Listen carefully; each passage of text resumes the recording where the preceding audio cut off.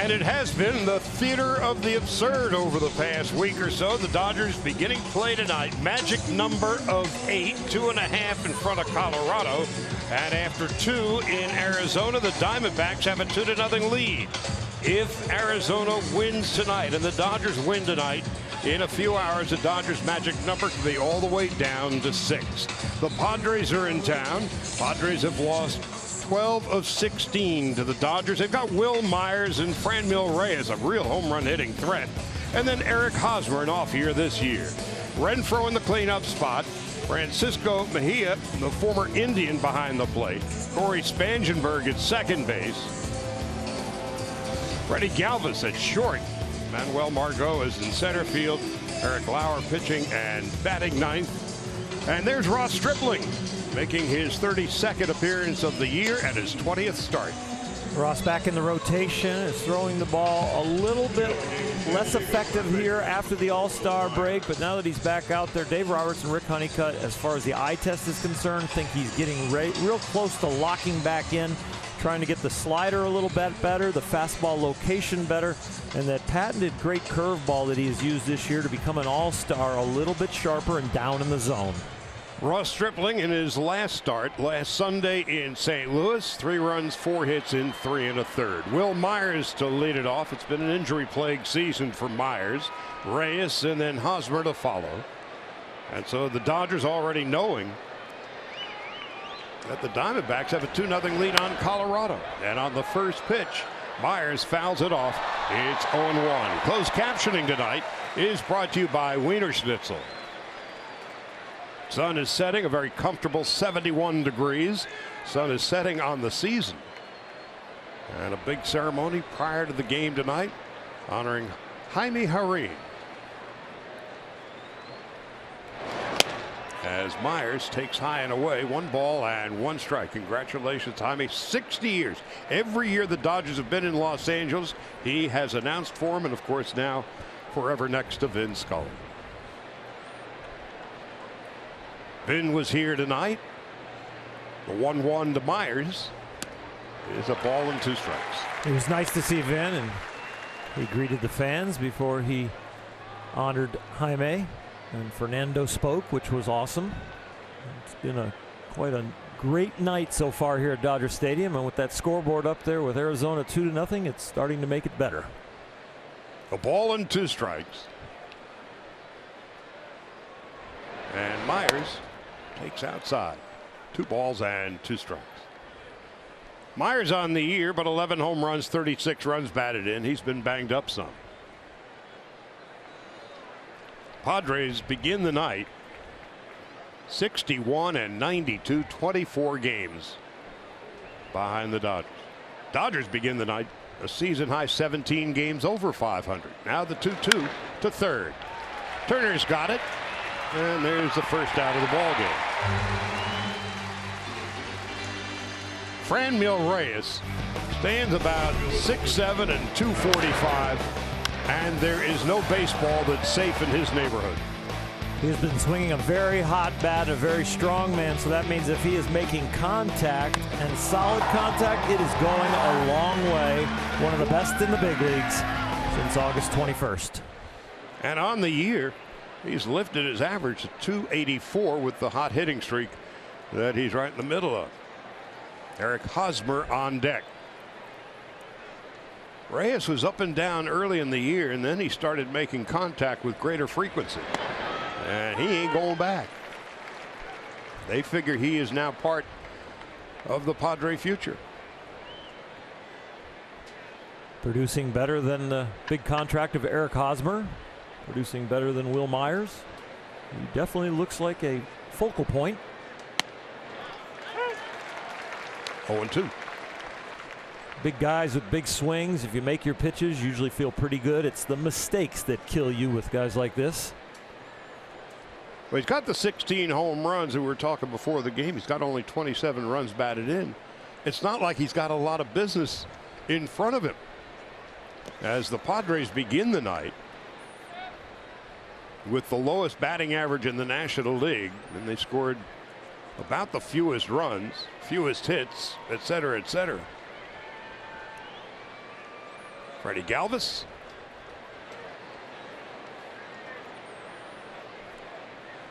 So Hosmer an off year. Myers an injury stained season. The 1-2. And now there's 2 out.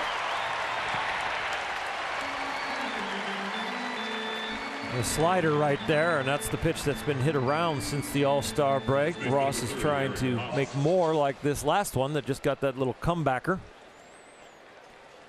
Slider low and away. Almost the same pitch that Yasiel Puig hit out for the 3-run dramatic home run. And then the Taylor walk-off home run the night before. So there's been a lot of magic going on here at Dodger Stadium as the Dodgers have gotten really hot in September, winning 12 of 18 this month. And a call strike to Eric Hosmer. Hosmer really an off season. Last year in Kansas City he had .318 with 25 home runs and 94 runs batted in. This year .251. The 17 home runs he's knocked in 65. The 0-1. It's no balls and 2 strikes.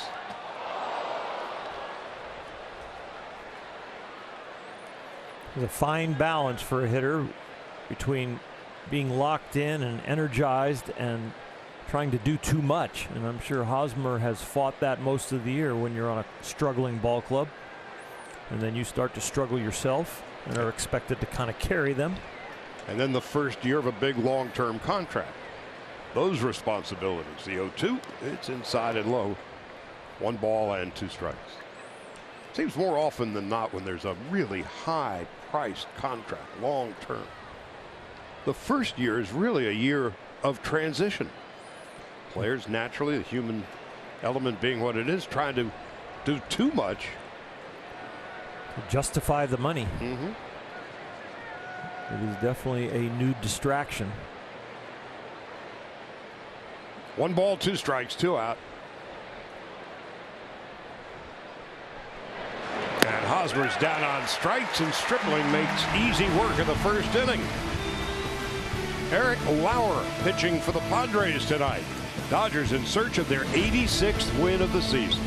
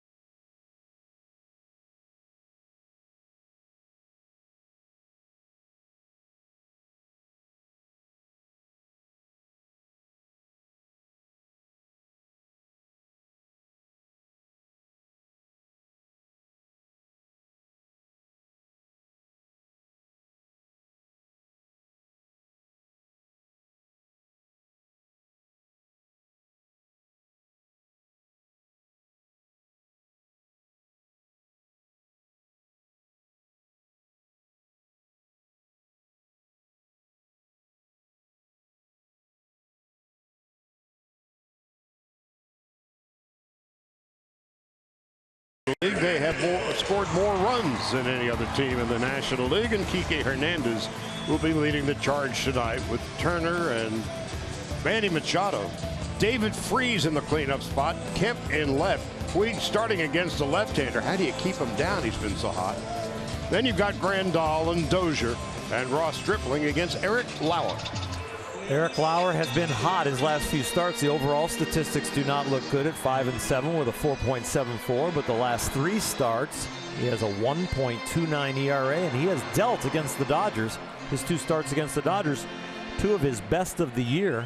In 14 2/3 innings against the Dodgers, only 1 earned run. The Padres season has long been run as Kike Hernandez leads off in the first and takes low and outside. 1 ball and no strikes. Kike at 237, but over the last month or so he has been on fire. Lauer delivers outside, and it's 2-0. All the Padres can do is play spoiler. They're the sparring partners tonight. And that is what Andy Green has dealt with over the last 10 days of the season. The 2-0 is high. 3 balls and no strikes. Diamondbacks hitting in the bottom of the third, and they've got a 2-0 lead on the Rockies.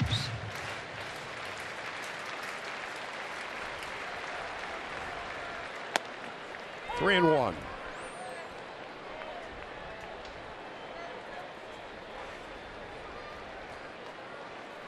Dodgers closing in on their 6th consecutive National League Western Division championship. The 3-1. It's now 3-2. It really is remarkable how the Dodgers have seemingly coalesced in the final month of the season. We said in the open a month ago the Dodgers were way behind Arizona, and Arizona seemed to be getting into high gear, and the Dodgers were fading in a hurry. And in the last month, comebacker through the middle, backhanded by Spangenberg. And one of the reasons why the Dodgers have been so hot, the Landover performance spotlight of Justin Turner since the 2nd of August, hitting .384 with an on-base percentage of .479. He's been absolutely fantastic. You look at Justin's performance, you don't see any nerves, you don't see any pressure. You just see somebody going up there, understands how to hit, understands how to field, and gets the job done. And has just been a model of consistency since arriving with the Dodgers in 2014. At .320 now, he takes a strike. It's 0-1.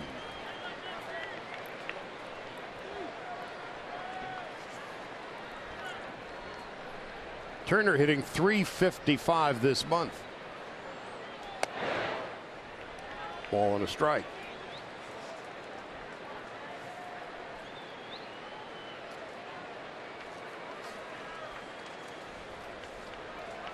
Lauer. The lefty delivers. Fair ball, and Turner's on base again. So what else is new? He's on his way to second base with a stand-up double.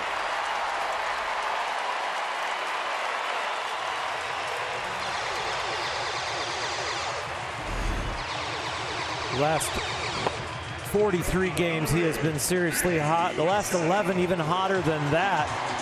Hitting over 400, almost 450 in his last 11 games, and has now reached base in 26 consecutive starts. And overall he's been on base in 42, including tonight, of his last 45 games.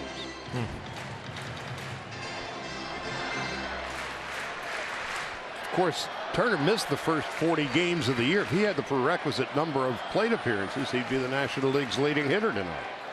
Now here's Machado.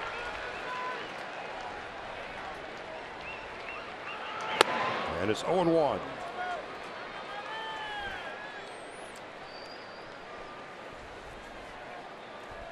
Manny has enjoyed the comfort of all the other Dodger hitters really hitting around him, and that has given him a lot of time to find his swing and his production. His 57th game with the Dodgers. Turner leading off second base. Now it's 1-1 to Machado. We'll talk about the pressure on Eric Hosmer after a big contract. Well, Manny Machado going into his free agent year. Sometimes you see players press going into that year of negotiating. Sometimes you see them press after they sign their deal. 1 ball, 1 strike, and 1 out. David Freese on deck.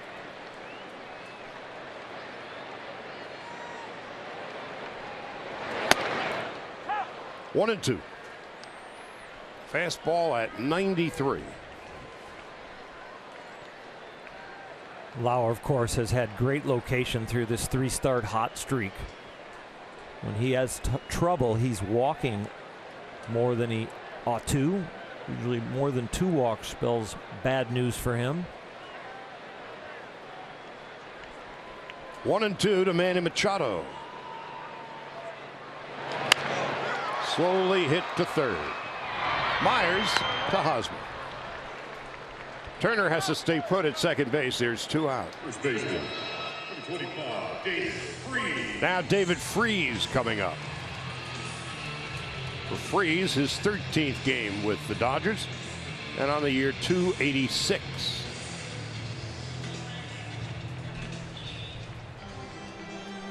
So Freese getting the start at first base with the left-hander Lauer on the hill. Nothing but righties in the Dodgers starting lineup. Grandal, of course, a switch hitter.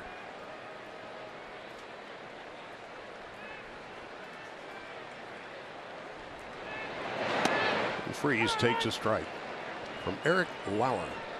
Freese, of course, National League Championship Series and World Series MVP in 2011. And he has delivered in the clutch in his time with the Dodgers and in Pittsburgh, where the season began.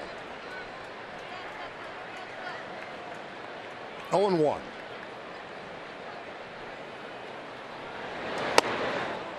One ball, one strike.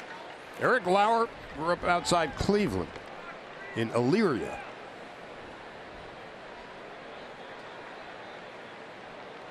And a first-round pick of the Padres.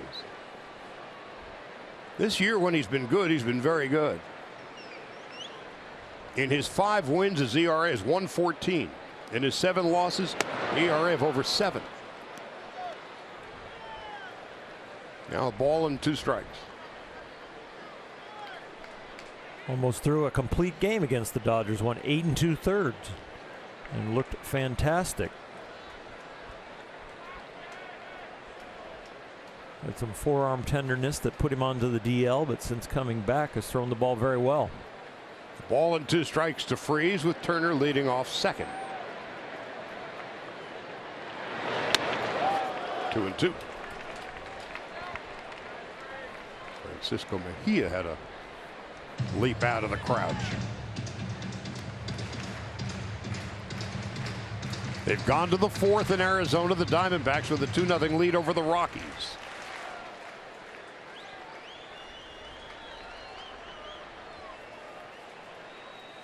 Dodgers go to Arizona Monday, Tuesday, Wednesday of next week. The 2-2. Lauer strikes out Freese, and that ends the first. No runs and a hit. We'll go to the second. Scoreless.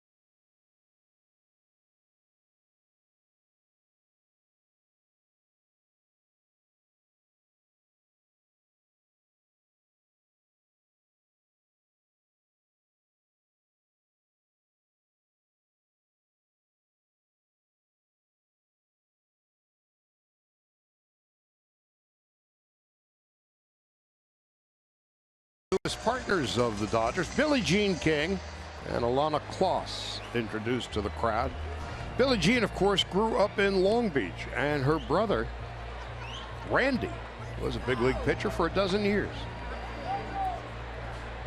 Talk about an iconic figure in the American sports scene. Hunter Renfroe takes outside, 1 ball and no strikes. So we got a couple of more bosses, pal. Definitely have to go down and say hello to her later. Hunter Renfroe. 1 ball, 1 strike. Press conference this afternoon with Mark Walter and Stan Kasten. She was down on the field before the game, and she was having just a great time meeting the players. The 1-1. It's a strike, 1 and 2. I introduced Billie Jean to Matt Kemp, and she said, "It is such an honor to meet you," she said to him.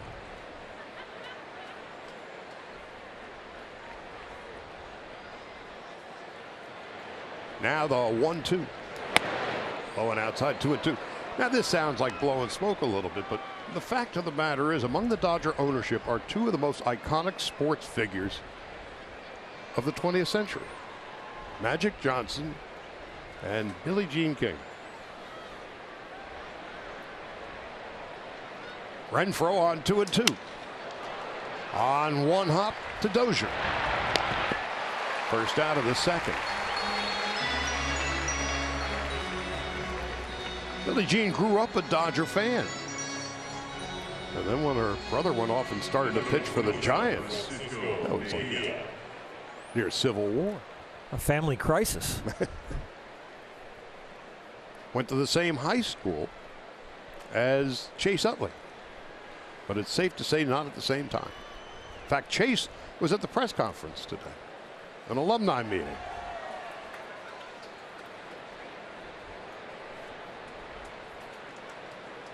This is Francisco Mejia, switch hitting catcher that the Padres got in the Brad Hand deal.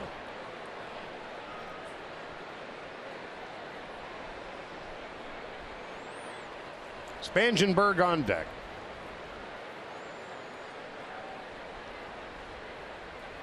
Shift on the right side as Mejia fouls it off. It's 0-2. Stripling looks locked in. 4 outs already. The 3 ground balls and a strikeout. 4 for 5 and first pitch strikes. And a lot of baseballs in the strike zone.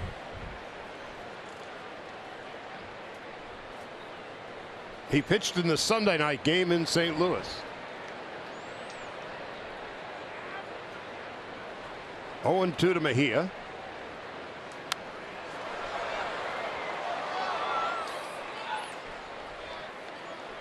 So it will be interesting to see. Now we've got, well, after tonight, 8 games left, what Dave Roberts and Rick Honeycutt are going to do about Ross Stripling heading into the postseason. They've got him lined up now to face Arizona if they stay on rotation. On 0-2, Mejia strikes out on a pitch in the dirt. And tagged out for good measure. There's 2 gone. Until they make it into October, I think every game will be played like this is the last game of a World Series. I don't think they'll take anything for granted with the 2.5 game lead. But once they clinch, I would say you're going to all of a sudden start to see the playoff roster take shape before our very eyes, because it's going to be reps that they're going to want to get those guys to keep them in rhythm. Dodgers 2.5 in front of the Rockies, 2 in the loss column. This is Spangenberg. And he takes outside, 1 ball, no strikes.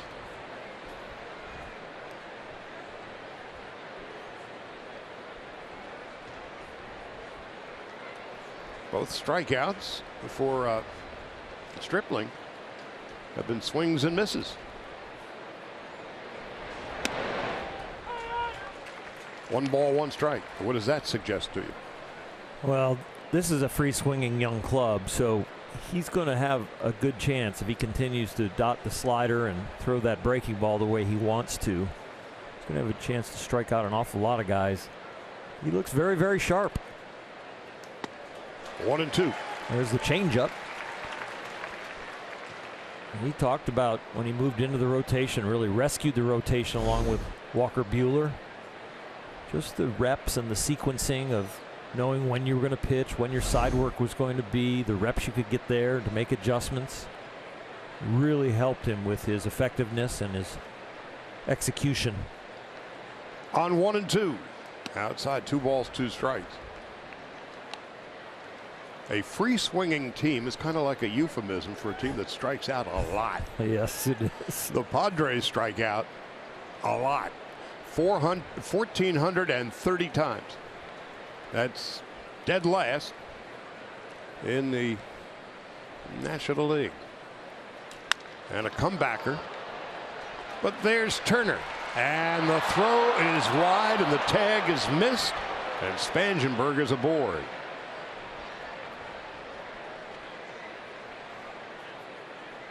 Bob Guerin rushing to the telephone to check with John Pratt. Is there a replay request in the Dodgers' immediate future? David Freese didn't argue as far as did he get the tag on. And 13, Freddie Galvis. looks like there's air there. He would be the first one to say, hey, take a look. There's an error on the third baseman playing near second base. Over yonder. Now Freddie Galvis at 240. The switch hitting shortstop. Takes low on outside. 1 ball, no strikes. Galvis, another one of the Padre hitters that has been hot. Reyes and himself kind of leading the pack of their hot guys coming into this series.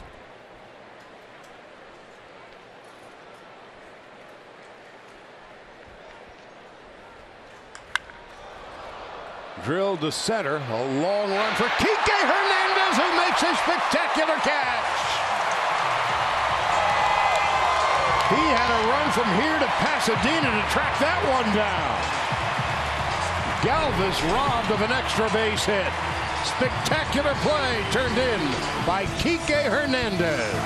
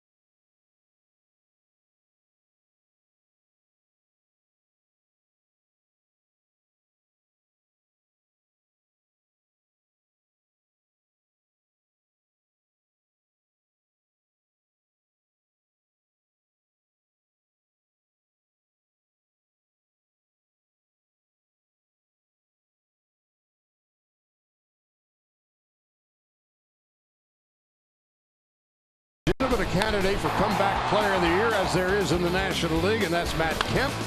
And you don't have to ask the Padres about that. This year, .418 with 4 home runs and 15 runs batted in. He's leading off the second inning, and he takes inside and low, 1 ball and no strikes. Kemp and Puig and Grandal to hit here in the second.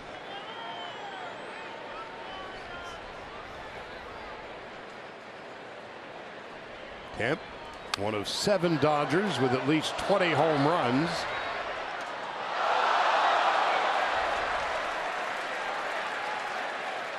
Chris Taylor's not far behind that group. He's got 17, not starting tonight.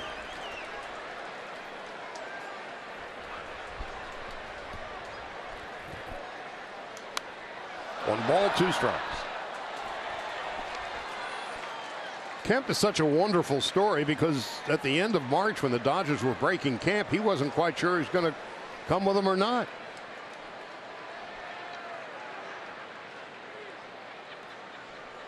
An all-star season for Kemp and an easy comebacker for Lauer. First out of the second. Well, Yasiel Puig, the big home run night before last.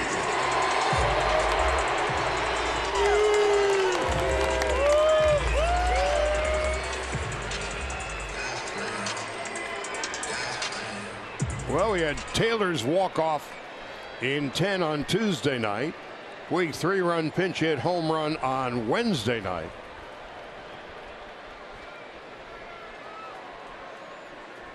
And the tail end of this season is beginning to look a lot like last year entirely.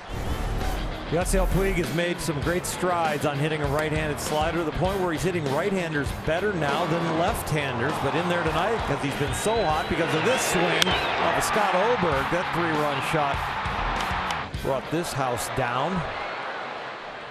He's so hot right now, he feels like it doesn't matter what hand they're throwing with, he's going to be able to hit.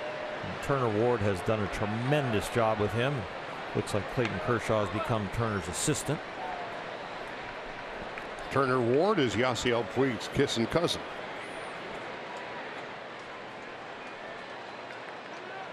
Now Puig steps out of the batter's box for a minute. So he struggled against lefties, but Dave Roberts said, as hot as he's been going, let's see how he does tonight.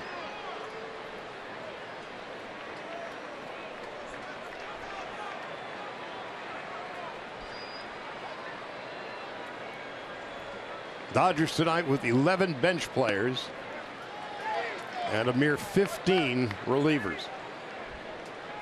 It's like rush hour down there.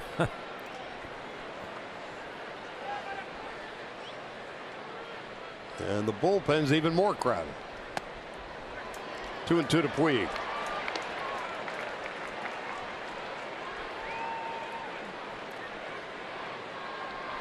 Grandal on deck.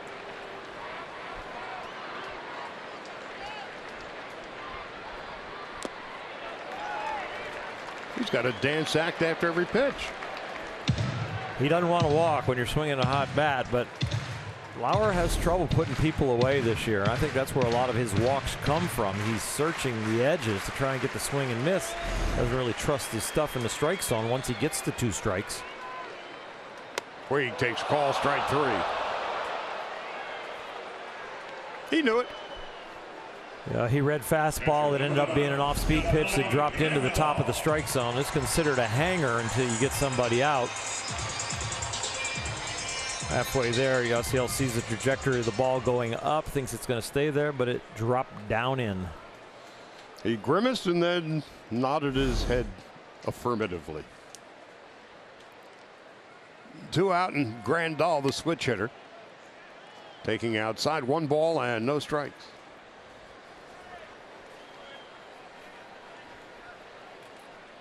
Grandal on the year 234, but just 204 as a right-handed hitter as he takes a strike. 1-1.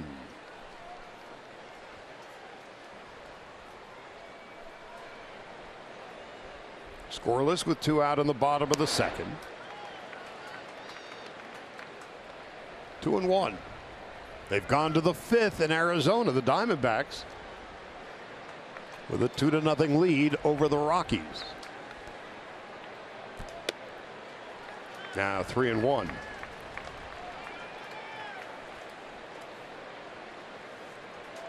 Dodgers 2.5 in front of the Rockies. The magic number is 8. And Grandal takes a 2-out walk.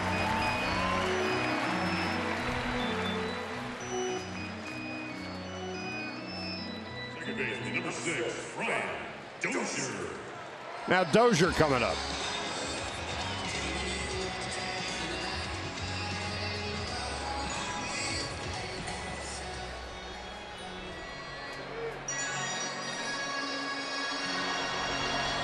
Dozier this month is 3 for 35.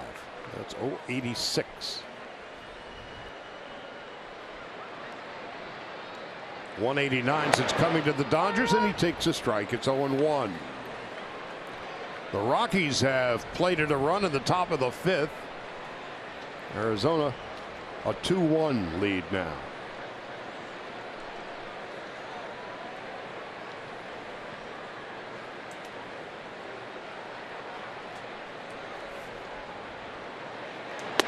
What has been most impressive about the Dodgers and their ascension to the top, in the last month they have played the Rockies and Diamondbacks 10 times. Dodgers 5-1 against Colorado, 3-1 against Arizona. So they have separated themselves from those two teams, going head to head and knocking them down. They put both those teams into slumps by themselves, not hoping that other people would get the work done for them, but they did the dirty work themselves. 1 ball, 2 strikes. And now Dozier steps out for a moment. Dozier hit the ball hard yesterday. Just missed hitting a ball out of center field, and then next at bat hit a double in the left center gap.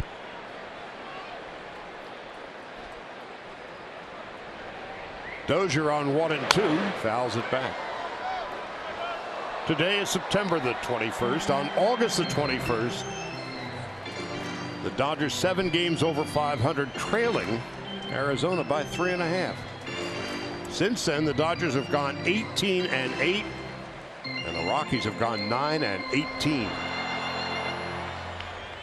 Colorado's been a 500 team since then. It's the Dodgers that have just gone into overdrive. Dozier's done, and so are the Dodgers. 3rd strikeout of the game for Lauer. We'll go to the 3rd. No score from Dodger Stadium on a Friday night.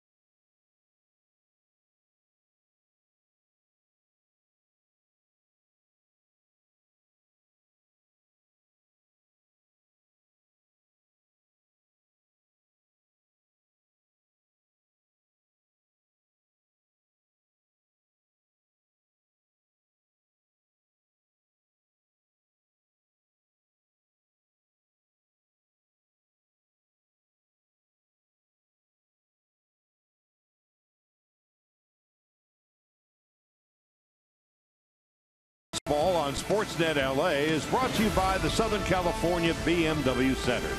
Hurry in today to the BMW Summer on Sales event for exceptional offers. Details at SoCalBMW.com. And by Jack in the Box. Try something different, like Jack's Teriyaki Bowls.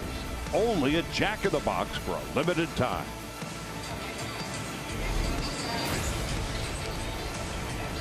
Padres 8, 9, and 1 hitters will hit in the third on this beautiful final Friday night of the regular home season for the Dodgers. Dodgers this year 42 and 36 at home and 11 games over 500 on the road. Manuel Margot leading off for San Diego here in the third against Ross Stripling. He's had at least a hit in 5 straight against the Dodgers and 9 of his last 10. Ex of the Red Sox takes a strike and it's 0-1. So Stripling has struck out 2. Hasn't given up a hit. The only Padre base runner, a throwing error by Justin Turner. Into center.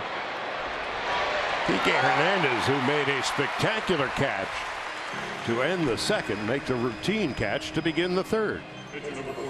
MLB at Bat is your #1 Dodger app. Follow the Dodgers to their postseason push. Get Dodger home screen icons and features such as live radio broadcast, MLB.TV Game of the Day, pitch tracking, in-game highlights, stats, news, and more. Download MLB at Bat today. Eric Lauer. Well, he hits like a pitcher. 2 for 26. And has struck out half the time. Takes a strike. It's 0-1. Bottom of the 5th, the Diamondbacks have a 2-1 lead on the Rockies.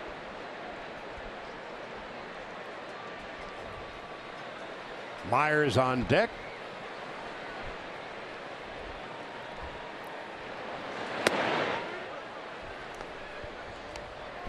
One ball, one strike.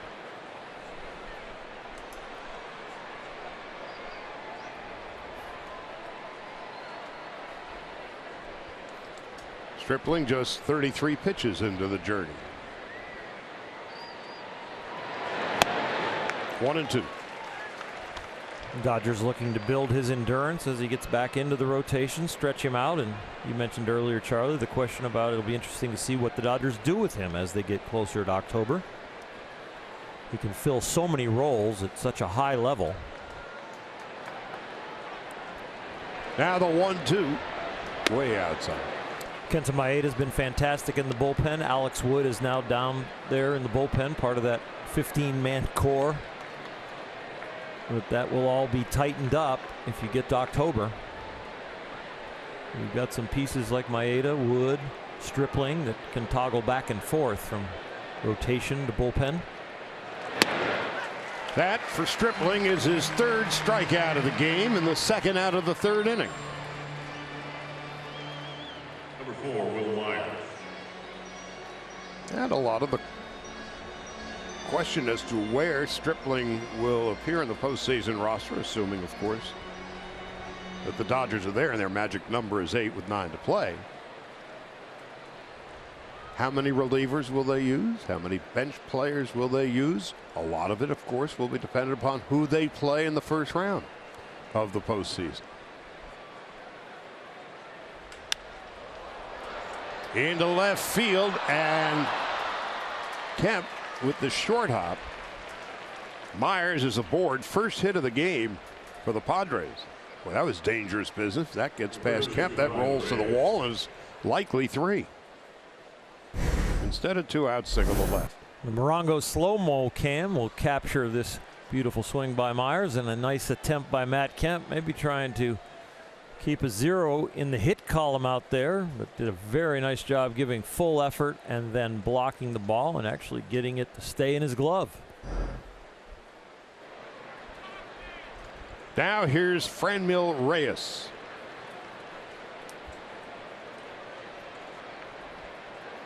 Who can hit him a long way. 1 ball, no strike. We're talking about who the Dodgers will play in the postseason. Again, assuming that they do. If the season ended today the Cardinals and Brewers would play the one-game wild card, and the Dodgers would host the Braves in the first game of the NLDS on Thursday, October the 4th. But a lot's going to happen between now and then.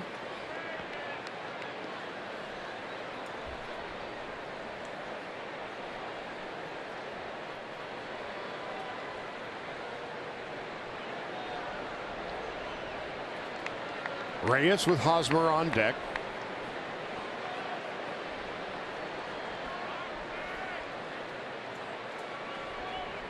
"16 home runs, 27 runs batted in."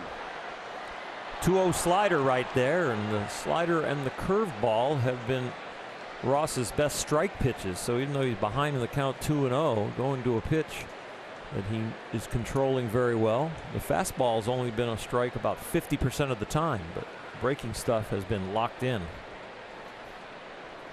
And breaking stuff, at least in the brief history of Reyes at the big league level, has been an issue. Myers back to first base. You may be surprised. Will Myers is 10 for 10 in stolen base tries this year. Grandal is thrown out 14 out of 49. 2 out. Whoop. That young fella's been picked off. Hello, I must be going. I came to say I cannot say I must be going. No runs and a hit. No score as we go to the bottom of the third.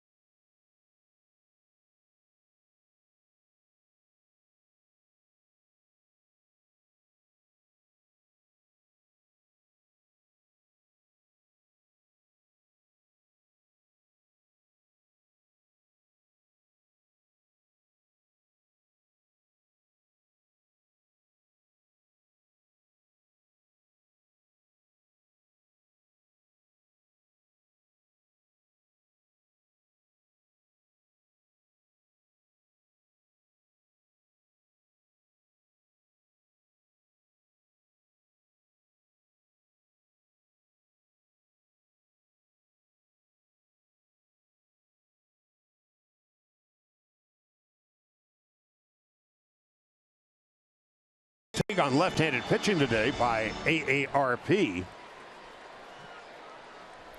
The Dodgers in the last month have improved markedly against southpaw pitching.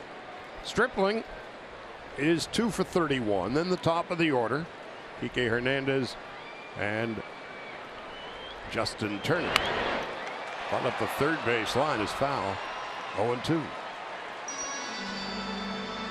Stripling has very good speed. He's been used a fair amount as a pinch runner late in games. And lately, the bunt attempts by the Dodgers for base hits have been well executed. Nobody has gotten a hit, but they're all base hits or foul. So you just don't want to hit that routine ground ball to the third baseman or the pitcher when you're bunting for a hit. You want it right down the line or let it go foul and stay in the box. 0-2. Stripling's done.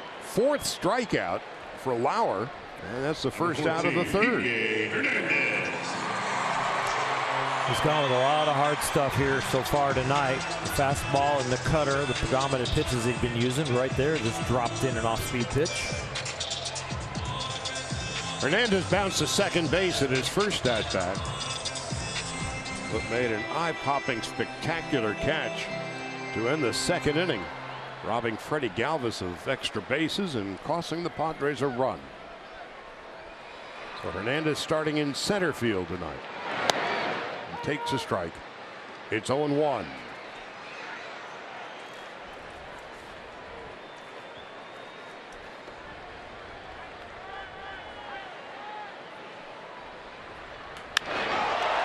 Into left, well hit, and gone. Hernandez, his 21st home run of the year. For the Dodgers, their 219th. And they take a 1-0 lead on the Padres.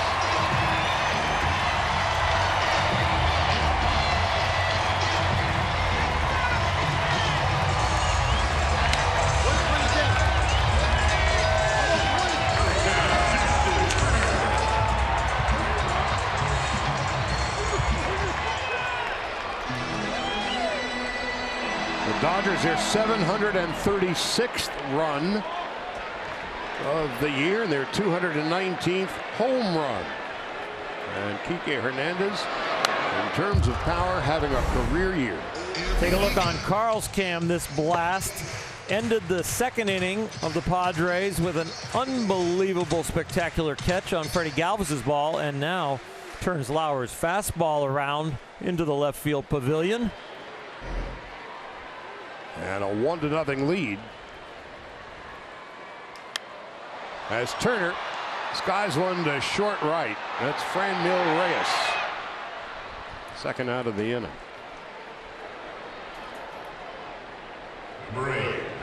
Kike Hernandez in the leadoff spot tonight, just for the third time.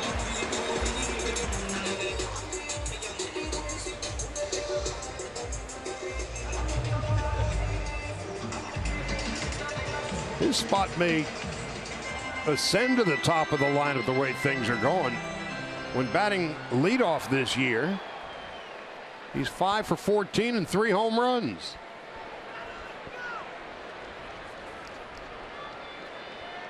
Machado bounced out in his first at-bat, and he takes low 1-0.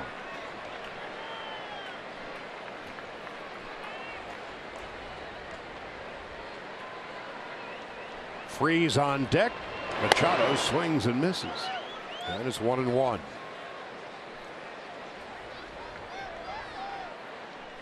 While the Dodgers are leading 1-0 here, Arizona has a 2-1 lead on the Rockies. Colorado hitting in the top of the 6th.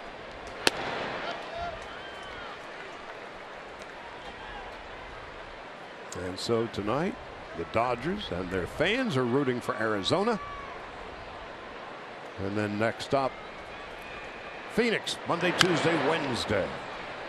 2-2.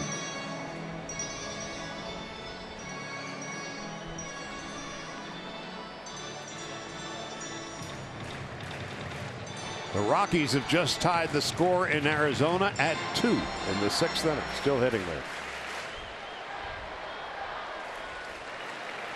Machado takes inside and low. 3 balls and 2 strikes.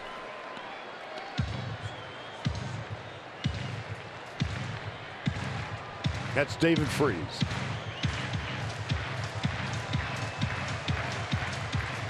Full count, 2 out, 1-0 Dodgers, bottom of the 3rd.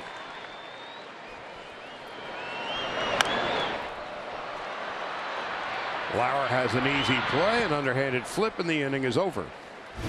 Kike Hernandez, his 21st home run of the year. The Dodgers with the 1-0 lead, a third of the way through.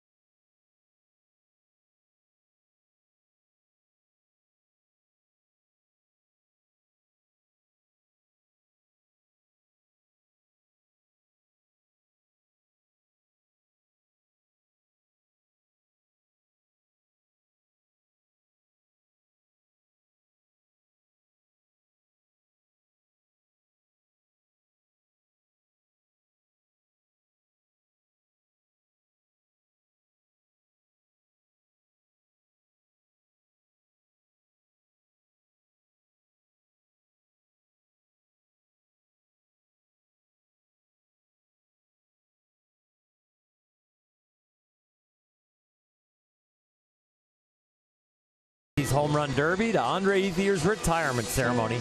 Don't miss Backstage Dodgers, presented by Cadillac, right after the postgame show tonight on Sportsnet LA. It has been Kike Hernandez's night tonight through the first 3 innings. A home run, his 21st, and a spectacular catch in the 2nd inning, costing the Padres a run. Here's Franmil Reyes, who bounced back to the box in his first at-bat. He was left standing at the altar when Will Myers was picked off, caught stealing by Ross Stripling. Dodgers are running 2 hits. Padres no runs and 1. A ball and a strike.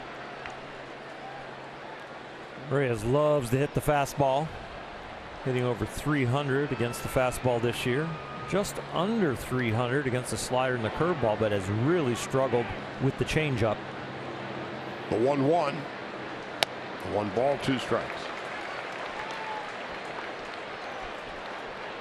Franmil Reyes out of the Dominican Republic. He's just 22. He's 6'5" and 275 pounds.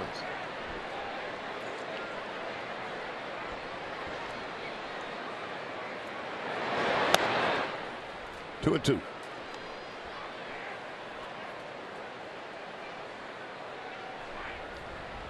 The book on Reyes early in the year was he'll run into one and he'll strike out 10 or 12 or 15 times. But now is a more controlled swing, and he is making greater contact, and Stripling now a full count.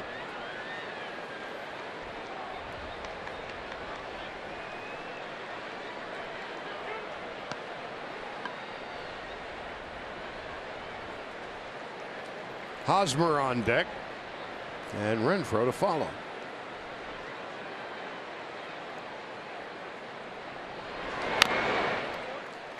He'll see another pitch.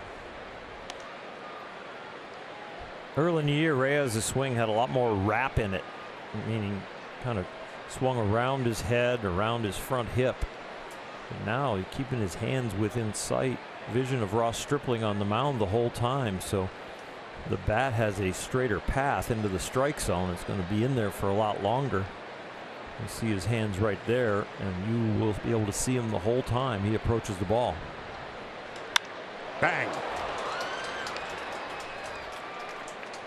Reyes squares it up on the 7th pitch of the at-bat. A leadoff single for the Padres in the 4th. He doesn't take the hands back behind his back shoulder. He doesn't take them, wrap them around his head.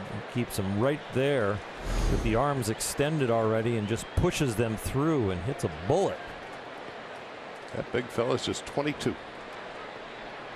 Now Eric Hosmer, who struck out in his first at-bat.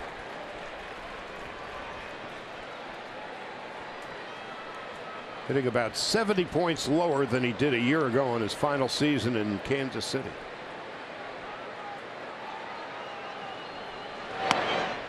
No balls and a strike.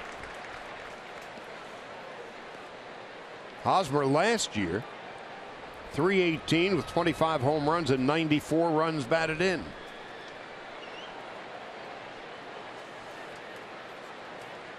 His average has dropped off.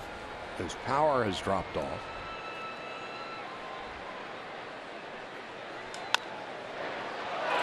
That is a foul ball.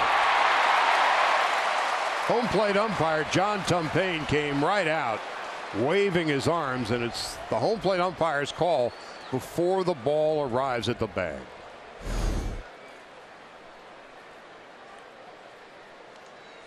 Foul ball, but a very sweet play by David Freese. You see his baseball brain working right there. As far as I've got the ball, let's tag the bag here and then relay it down to second.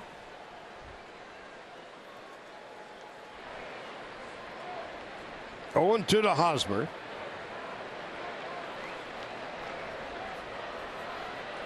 Reyes, very short lead, as Hosmer strikes out swinging. Fourth strikeout of the game for Stripling, and that's the first out of the fourth. Number 10, Hunter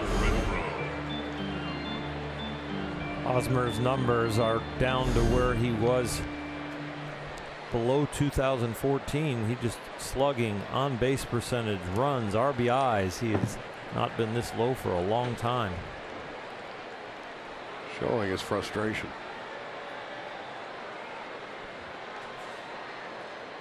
One gone. Renfro coming up. He bounced to second in his first at bat. Dodgers with a 1-0 lead on the Kike Hernandez home run. That was in the bottom of the third. We're in the top of the fourth, and Renfro takes a strike. They've gone to the bottom of the sixth in Arizona.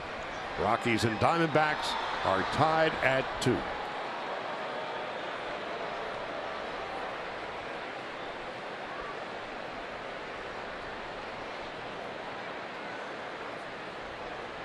Stripling's 52nd pitch is high.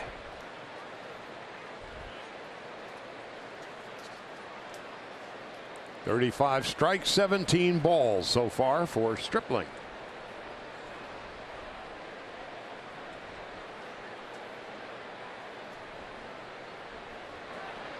Renfro, in his brief career, is a .300 hitter at Dodger Stadium.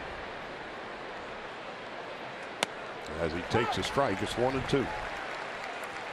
He comes into this series cold, though, Charlie. He's 3 for his last 24, 125 batting average.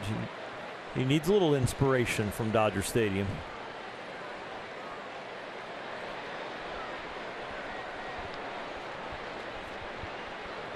Francisco Mejia is on deck, and the 1-2 to Renfro. Well, he's able to check his swing, according to first base umpire Jeremy Rehak. 2-2. Skip Schumacher just visited with Franmil Reyes, and Skip is nearly a foot shorter.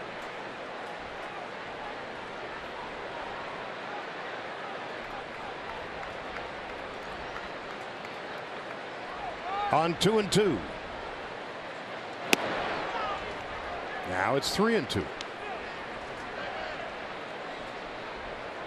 Stripling to this point has struck out 4, hasn't walked anybody.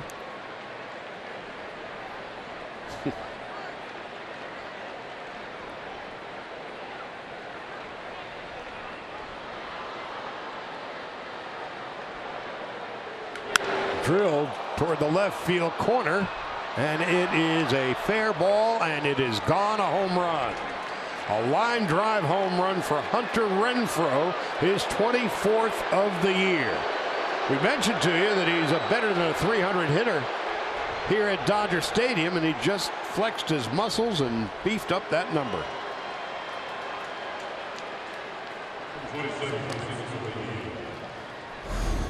Two hard line drives this inning. Reyes with one, and now Renfro gets this one a little higher in the air, but hit just as hard. Got 5 rows back.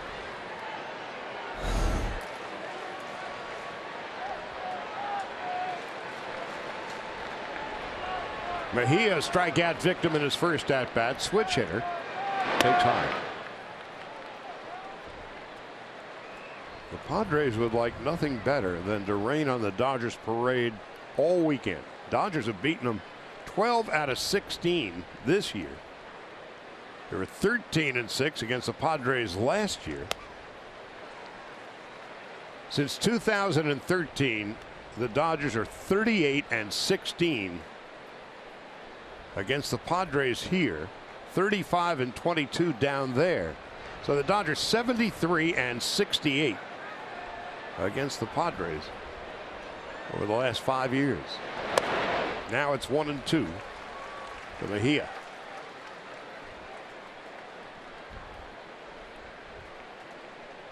Dave Roberts, of course, was bench coach with the Pods. Played for the Padres for many years. In fact, on the night of the back-to-back home runs and then the Nomar walk-off, 12th anniversary a couple of nights ago. Dave Roberts was the leadoff hitter for the Padres that night. And for the only time in his career, he went 0 for 6, and he struck out 4 times. So I was talking to him, not knowing that. Hey, you remember where you were 12 years ago in the back-to-back stuff? So I'll never forget it. I said, well, neither can we. He said, well, not only did we lose, I went 0 for 6 for the only time in my career and struck out 4 times for the only time in my career. Nomar had a better feeling about that game at the end than. Yeah. Famous and infamous night. Yeah.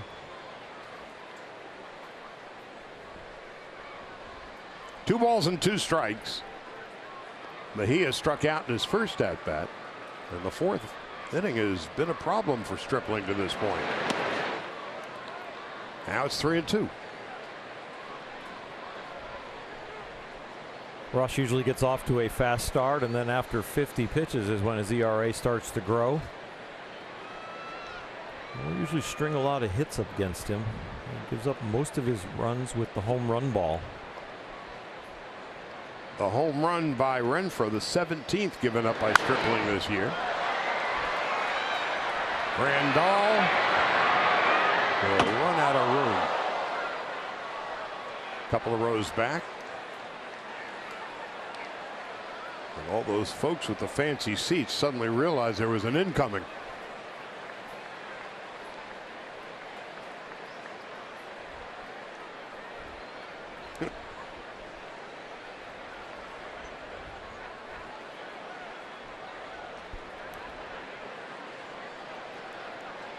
Three and 2.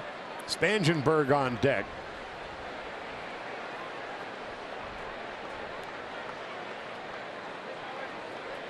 And Stripling having difficulty putting away Mejia.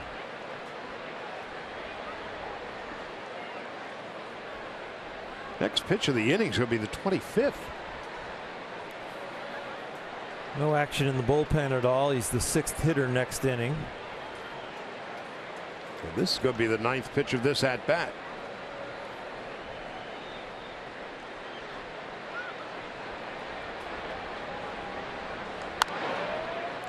And there'll be a 10th.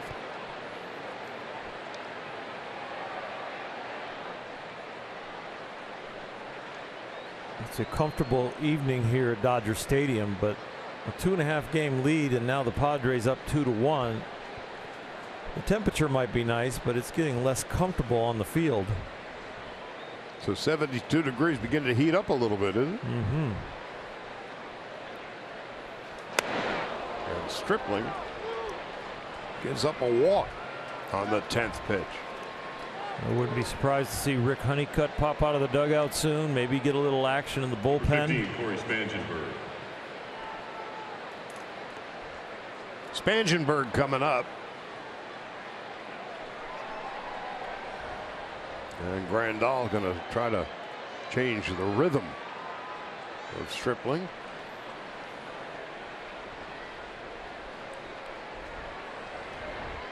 The conversation on the bench starts with Dave Roberts leaning over to Rick Honeycutt and saying, "What are you thinking?" Kind of picking his brain. If we need to make a change, where are we going to go? That's what they're talking about right there. Matchups of upcoming hitters, getting somebody going right now. Rick's stepping down toward the phone.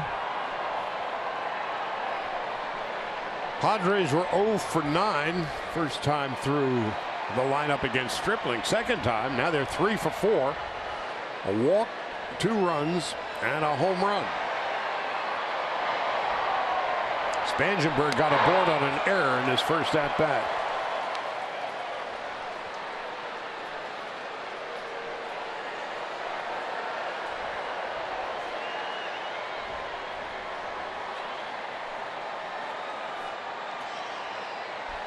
Dodger bullpen beginning to shuffle around. Nobody's taken off the hoodie yet.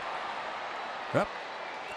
Just as I say that, out pops Pedro Baez.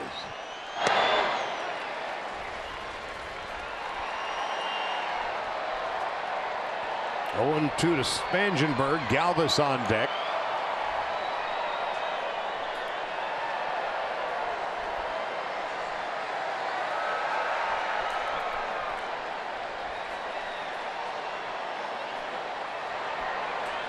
0-2.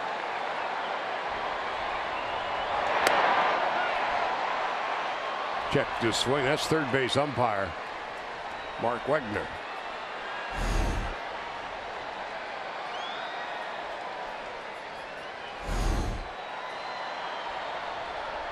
They've gone to the 7th inning in Arizona, the Rockies.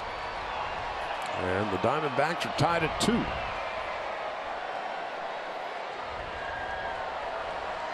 Spangenberg on 1-2. In the dirt. Not far enough for Mejia at first base to advance.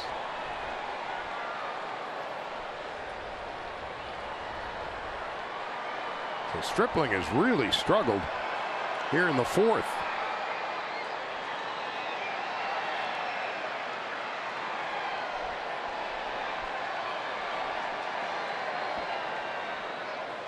.30 pitches already thrown here. And Spangenberg's just the 5th batter of the inning.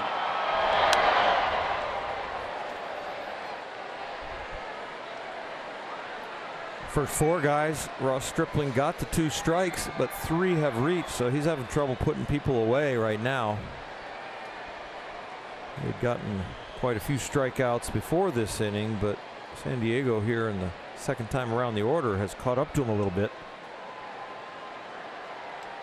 Spangenberg's a .230 hitter.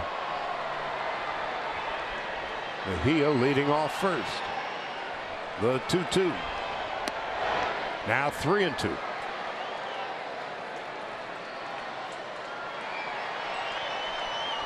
Galvis is next. And Baez getting ready.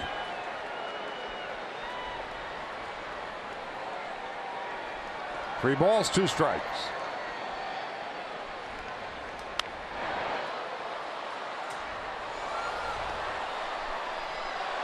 Struck out a batter in each of the first 3 innings and struck out Hosmer here in the 4th. But now putting away batters is becoming a bigger and bigger problem. And this is going to be the 8th pitch of this at-bat. Mejia, who walked, he's over at first base, 10 pitches in that at-bat.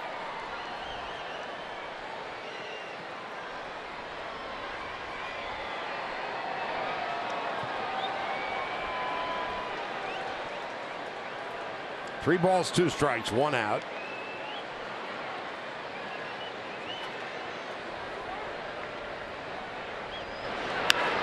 And we'll do it again.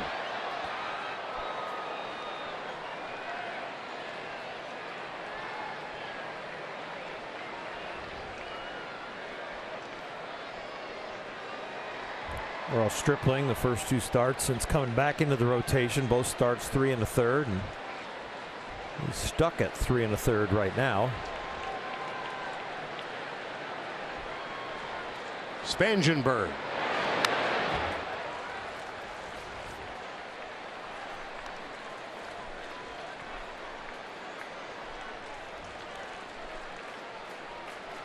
Stripling's just got to be frustrated as all get out. 35 pitches here in the 4th inning alone, after throwing 29 pitches in the first 2 innings combined. And with all that, a walk.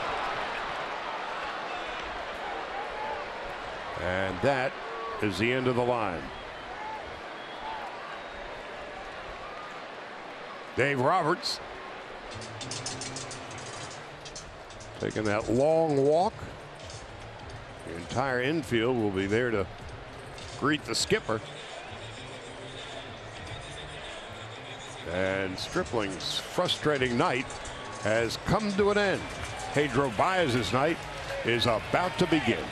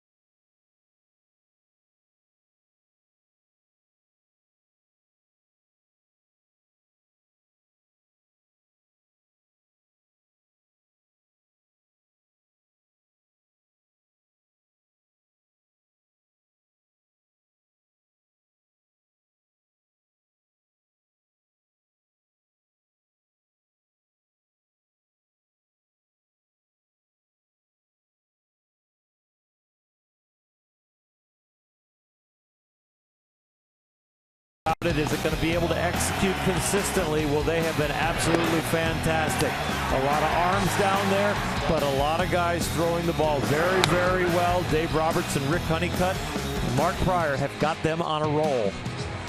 And as the Dodgers have moved into first place, you look at the Arizona bullpen, that's had a meltdown. The Rocky bullpen, they've had a meltdown. It's the Dodger bullpen that has stood tallest. And that is why his play began tonight. The Dodgers a 2.5 game lead on the Rockies, 6 over the Diamondbacks.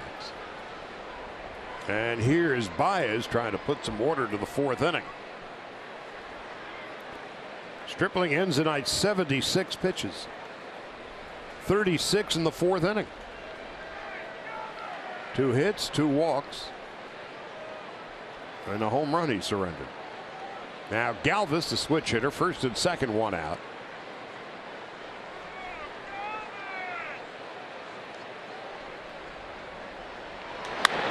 Well hit down the right field line, but it is hooking foul, and Baez and the Dodgers can exhale.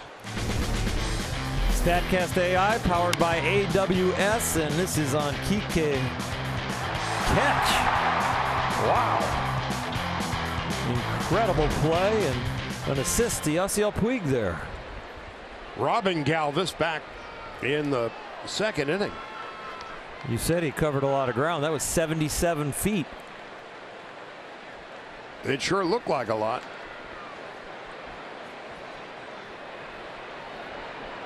Mejia is at second base. Spangenberg at first, and popped up left side of the infield. Infield fly rule is called. There's 2 out. And it wasn't much of a night for Stripling.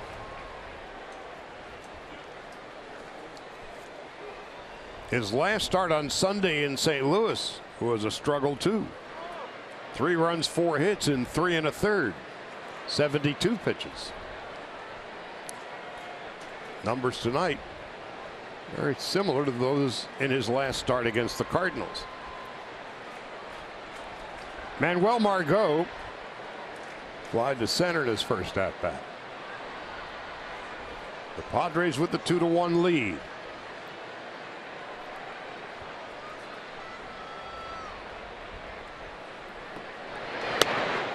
No balls and a strike at 96. Over Pedro's last 14 innings, now he has an out here in this inning, but hitters are only hitting 125 off of him. 14 innings, 14 Ks, and he's only given up 1 earned run. So middle of the season, he was somewhat adrift, but boy, he has found the port and done a great job down the stretch. Been one of the best relievers in the National League at pitching at home, and this is a place where he's been one of the few that have ever gotten booed here at Dodger Stadium. Really became a little bit more of the focus of the bullpen failures from last year a little bit at the end, but boy, he has turned it around, and the home fans are putting wind in his sails now. His 51st appearance and a 3.16 ERA. No balls, 2 strikes. 2 out, 2 on, 2 in. 4th inning.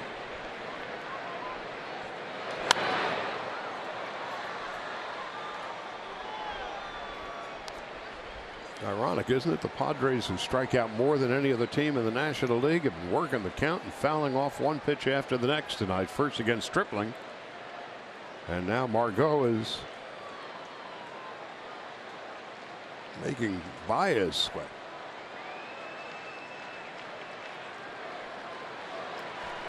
Pitcher Eric Lauer is on deck.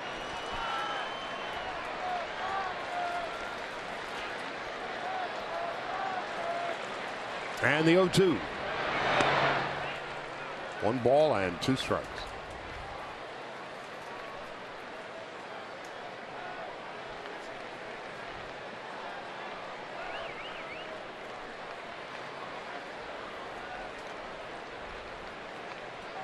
Tomorrow, Jacob Nix and Rich Hill.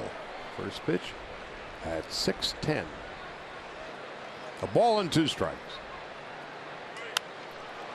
Popped up. This will end the inning. Dozier's underneath it. A rugged inning for Stripling. Baez puts out the fire. It's 2-1 San Diego as we go to the bottom of the fourth.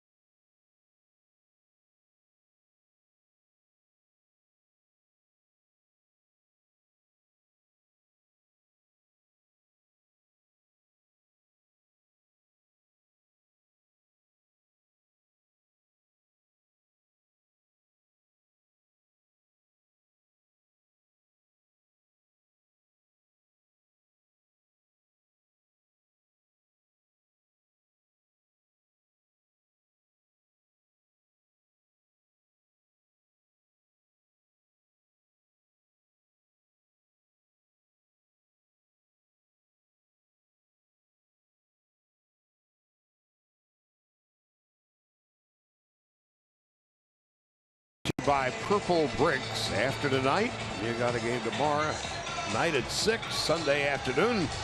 So ends the home schedule. Dodgers have been hot down the stretch here at Dodger Stadium. And they've got the Padres, against whom they have won 5 out of 6 this year during the regular season. David Freese to lead off for David Roberts' club. Freese struck out in his first at-bat, and Lauer has a 2-1 lead. Dodgers are still trying to figure him out. His last 17 and 2/3 innings against these Dodgers, they've only scored 2 earned runs. So here's Freese. First pitch, fouls it to the right. Freese, Kemp, and Puig will hit here in the fourth. They've gone to the 8th in Arizona. Rockies and Diamondbacks are tied at 2.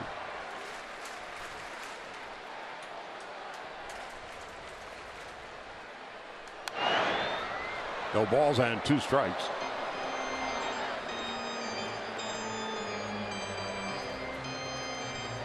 You mentioned the score of the Arizona-Colorado game. Colorado's offense, they're trying to still get it going. They only scored 6 runs against the Dodgers in 3 games, only 2 tonight in 8 innings.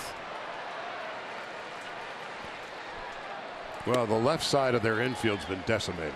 Trevor Story was having an MVP-like year. Not sure if he's going to make it back or not. And Arenado, since the 3rd week of August when he injured his shoulder playing against the Dodgers up in Colorado, he's hitting about 250. He's 0 for 3 tonight. Now it's 2-2 to Freese beginning the bottom of the 4th.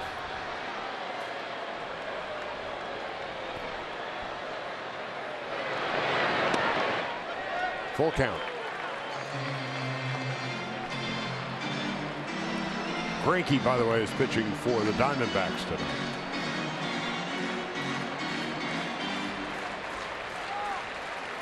Arizona is mathematically alive in the Western Division race, but that's about it. Here's a line drive base hit into center field. Freese will hold at first.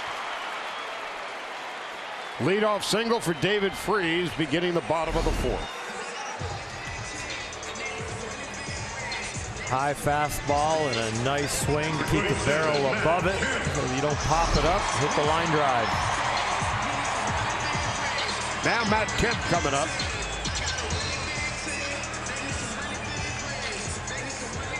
Matt bounced back to Lauer in his first at-bat. With 9 games left in the season, Arizona trailing the Dodgers by 6.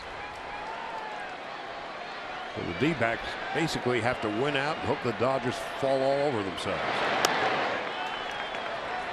1 ball, no strikes to Kemp. Those are the standings up to the minute.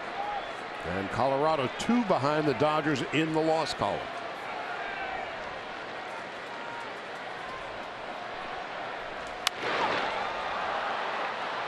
That's the second baseman Spangenberg with a long way to travel. 1 out. And Puig coming up.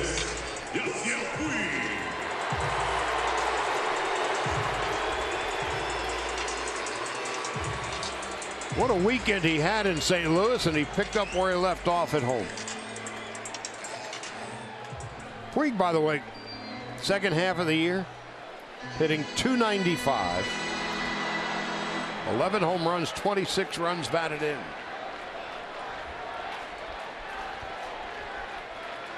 He has struggled against left-handers, and so far tonight, he's 0 for 1. Lauer struck him out.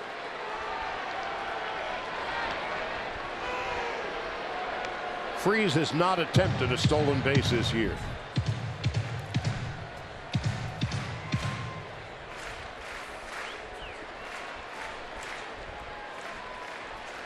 Grandal on deck.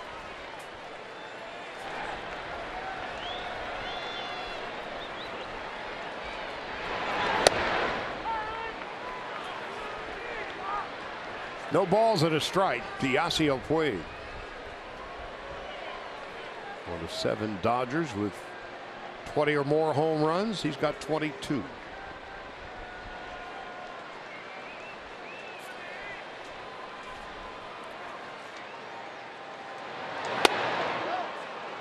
One ball, 1 strike.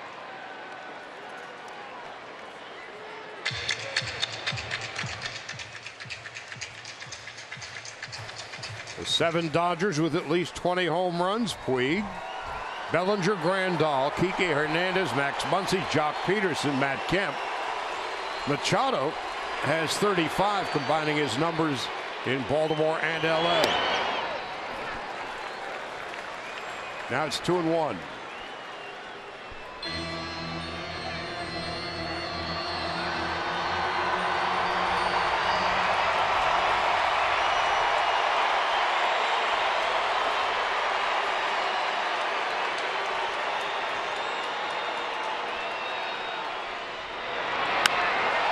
Into left. Renfro's underneath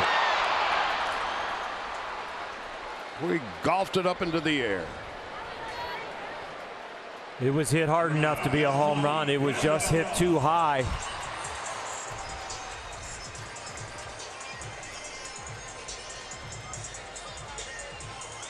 Now catcher Francisco Mejia is going to go out and have a chat with Lauer, who stumbled awkwardly after the release of the pitch. Looks like that left ankle or something got him, but he's staying in the game. He says he's fine. Fine is a relative term. Good enough to go and good enough to stay.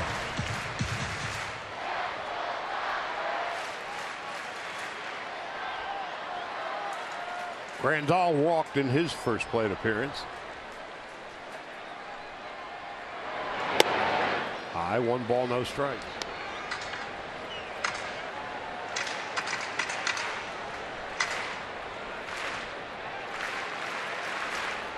Ryan Madsen is warming up in the Dodger bullpen now.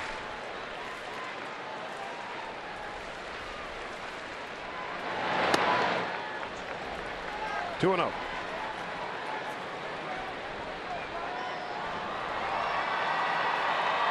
Lauer 65 pitches, 4 strikeouts and a walk, a run and 3 base hits.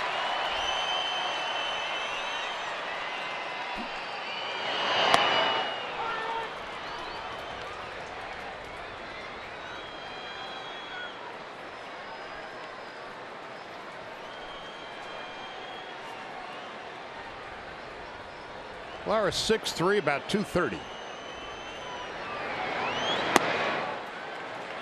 Missing outside, 3-1.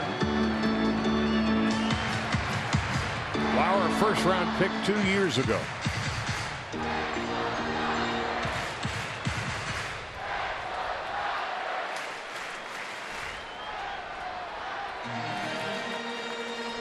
There's Madsen. Mark Pryor, the bullpen coach, standing behind him.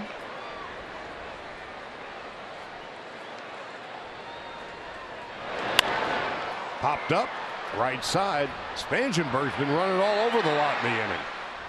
Makes the play, and the inning is over. No runs and a hit. We'll go to the 5th. Padres are up 2-1.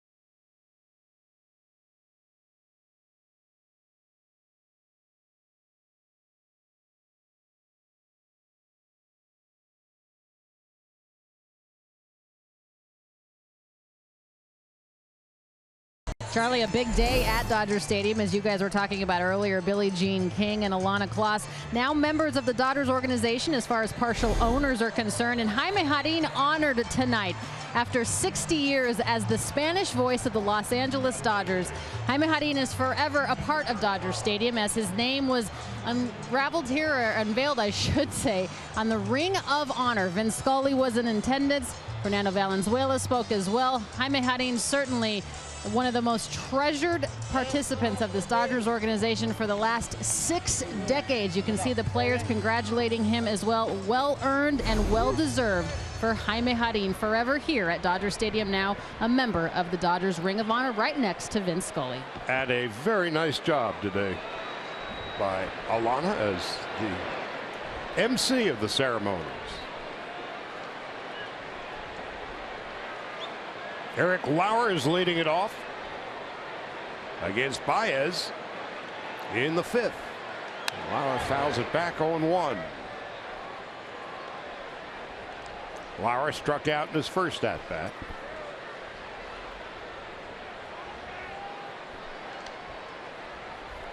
Well, he strikes out half the time. He has been to the plate 27 times, and when he struck out in the 3rd inning, well, he gets a piece of it this time. Turner's going to have to hurry. Lauer out by a step. So Lauer made contact, and that is the first out of the 5th. Good communication between Pedro Baez and Justin Turner. Justin's in a bit of a fielding slump. He's had an error in 3 straight games, and his throws have been a little off, but this one he hits the mark with perfectly and calls Pedro off, makes the play. 1 gone. Baez, by the way, is due to hit second in the bottom half of the 5th.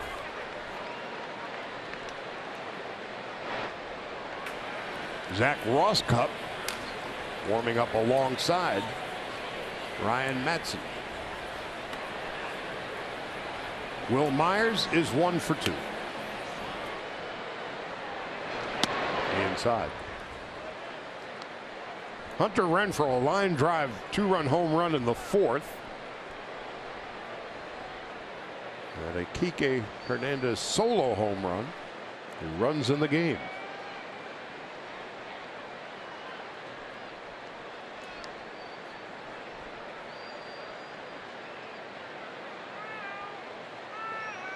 Myers with 11 home runs on the year.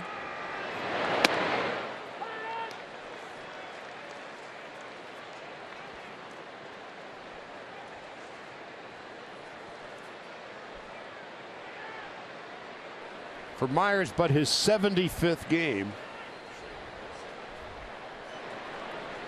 And the 154th for the Padres. So injuries have certainly hurt him all year. That's rookie umpire Jeremy Rehak.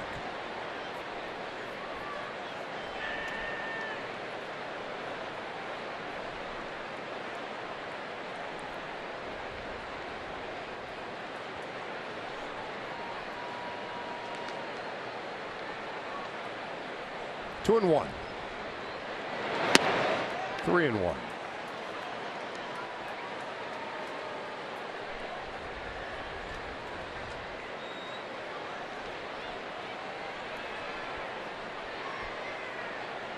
Baez has retired the first 3 batters he has faced. Came in and retired 2 after the Padres had first and second. But he walks Myers. And Franmil Reyes is coming up. Purchase season tickets to enjoy exclusive experiences throughout the season and guarantee your seats for great promotional nights and exciting matchups, including the Cubs and the Yankees are coming to town. Receive 2018 postseason rights with the purchase of your 2019 season tickets. Visit Dodgers.com/season tickets. This is Franmil Reyes, who's hitting .375 this month. 3 home runs, 10 RBIs. And he laced a single to center field in his last at bat in the 4th inning. 1-0.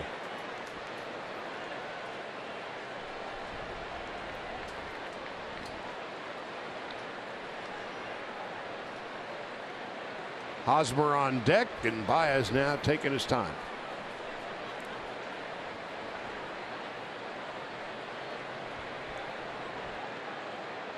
His personal pace of game has picked up over the last year or so. Here's the 1-0. Reyes fouls it off to the right. 1-1.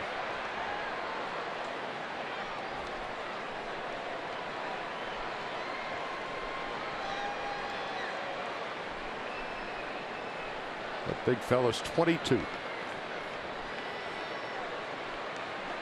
6'5", 275. He's an imposing figure.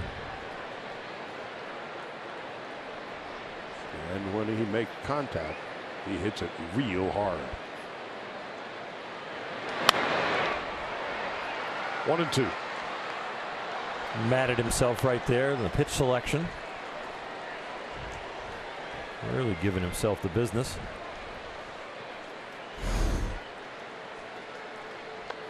Ball 6 inches off the plate and lucky to foul it off. A ball and 2 strikes. 1 out, 1 on, top of the 5th, and a 1-run game.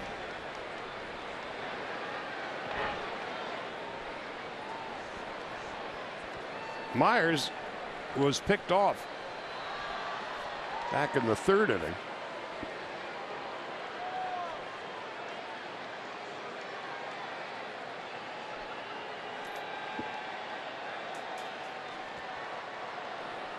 The Rockies have scored a run in the 8th inning and now lead the D-backs 3-2.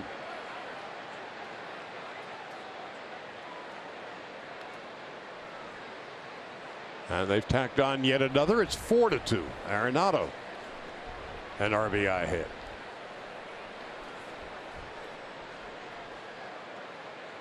Dodgers 2.5 in front of Colorado. And the D-backs are running out of mathematical wiggle room.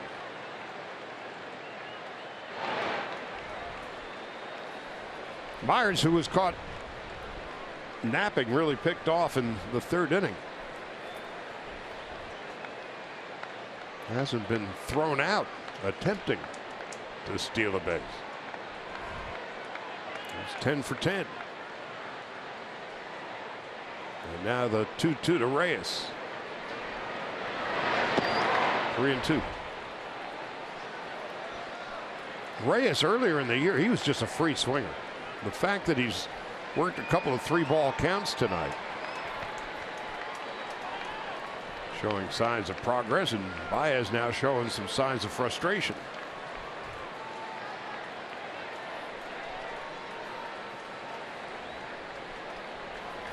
Eric Hosmer on deck. Hunter Renfroe hit the 2-run home run back in the 4th after that. 3-2.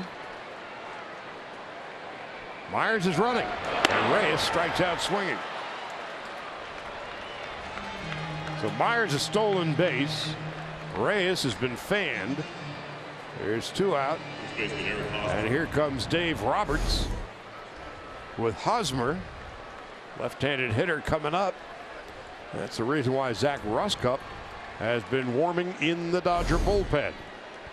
And so Roberts is going to make a move.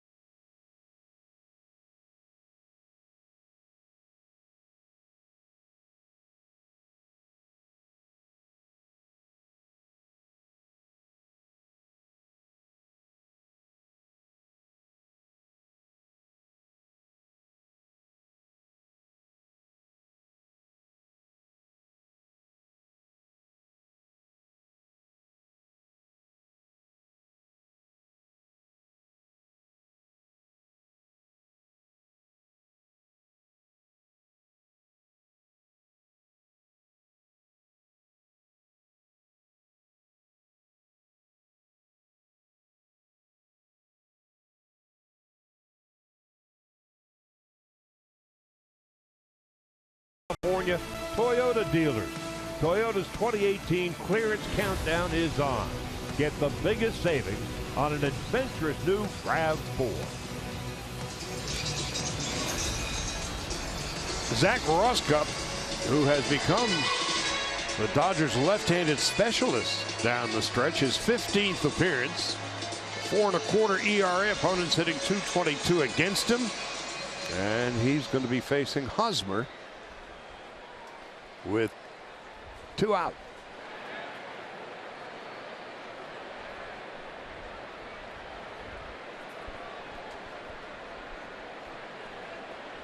Hosmer's been struck out twice tonight. And he takes a strike. 0-1.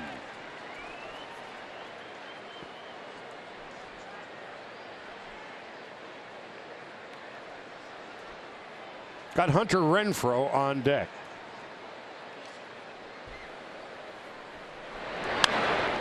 Oh, 2.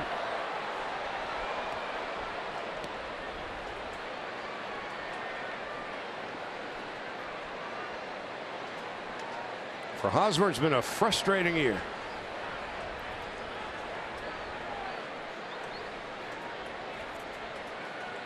About 70 points below what he hit last year.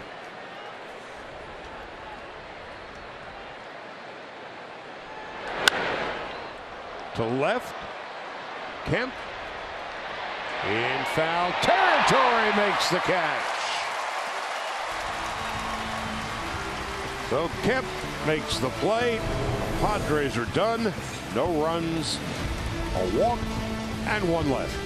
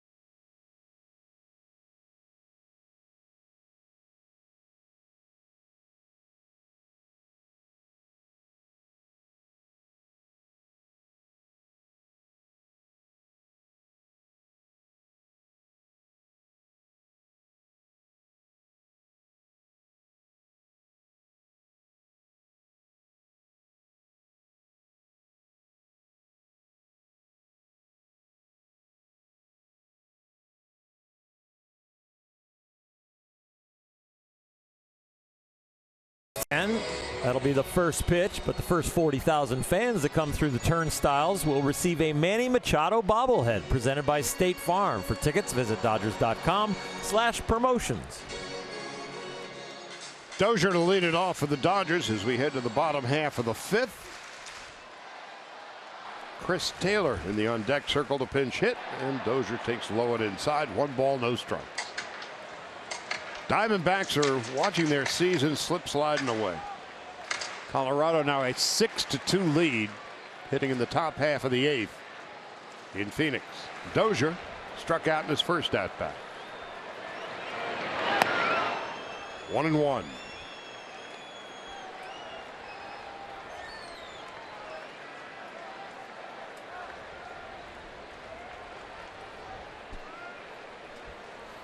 Barring some late inning miracle, Arizona will fall to just 4 games over 500. They have come undone in a hurry in September.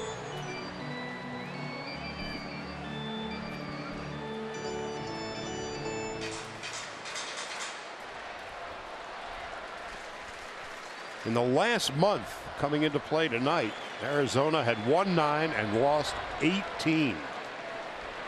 As Dozier fouls it to our right.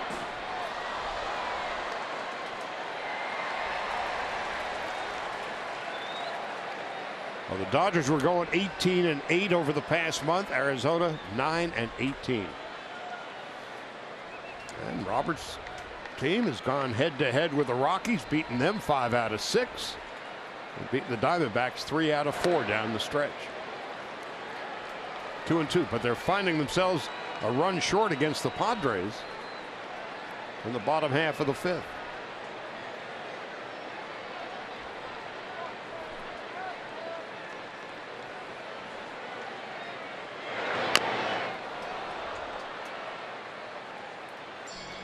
That stings.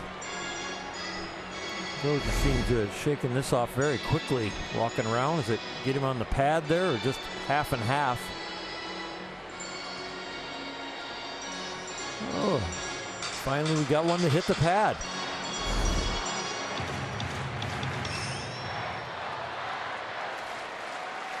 More times than not, it's an inch too high.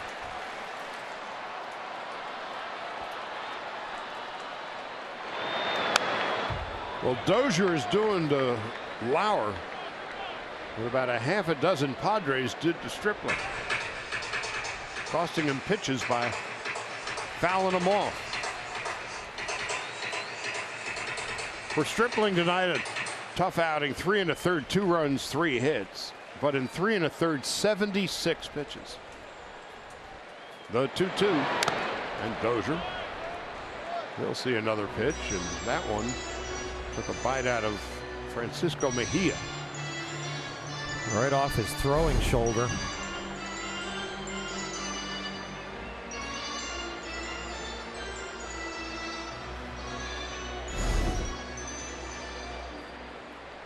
And home plate umpire John Tumpane, who's been through the wars behind the plate, feels his pain. This is going to be the 9th pitch of the at-bat for Dozier. And there'll be a 10th.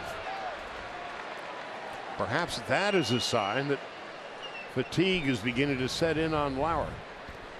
And a sign for Dozier, Charlie, that he's starting to swing the bat better and see the ball. For him to be up there that long, fouling pitches off, hit the ball hard the last few nights when he's been in there. Hasn't gotten much results, but as far as the hard hit percentage, it's about 50% for him. Now he's worked the count full.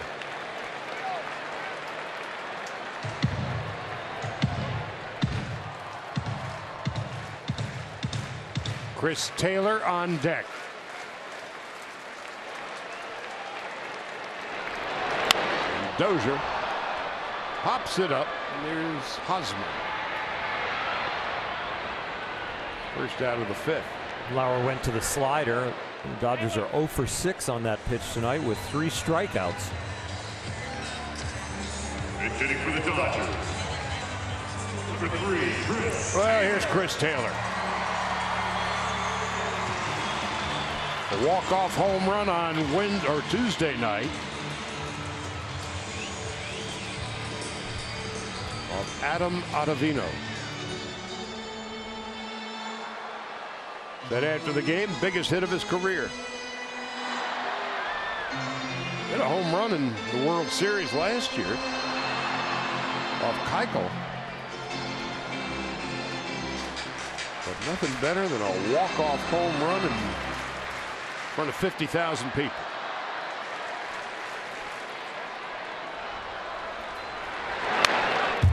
No balls and a strike to Chris Taylor.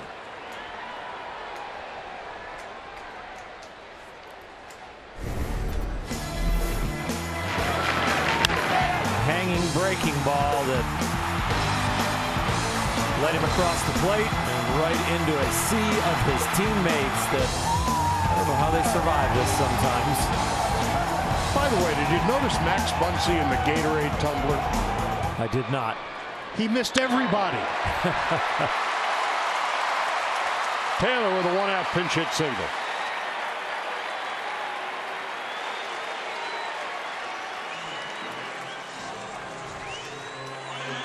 Here's Kike Hernandez coming up. Center fielder, Kike Hernandez. He is homered and bounced out. The home run for Kike, his 21st of the year. Turner on deck.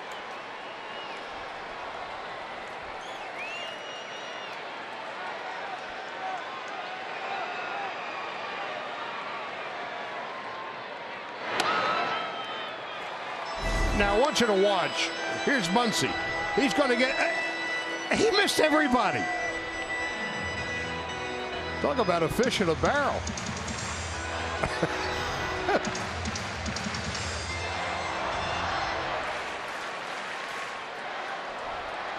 And he still misses them. Machado got wet. He's going to be taking off that duty.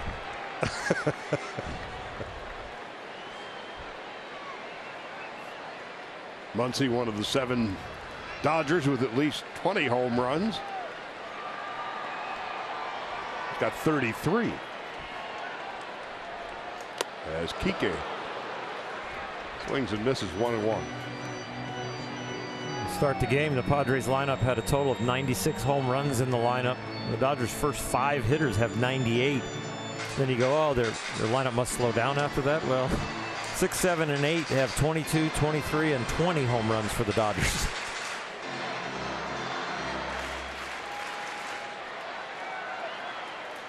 Hunter Renfroe overwhelmed by the excitement in the building tonight. Meanwhile, Kike Hernandez, a career high 21 home runs, and batting leadoff tonight for just the 3rd time this year.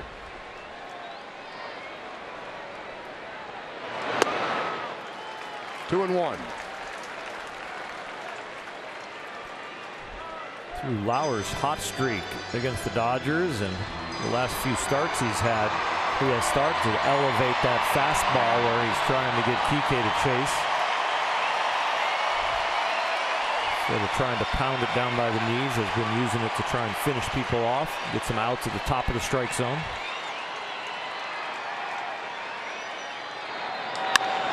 Into center field. Here's Margot.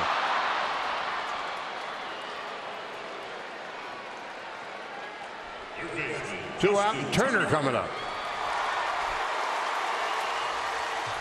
Madsen continues to warm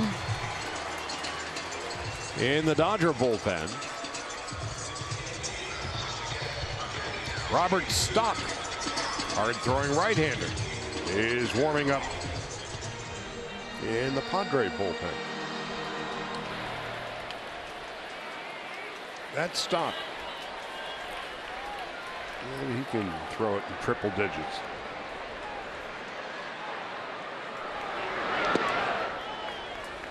Turner tonight has doubled and flied to right.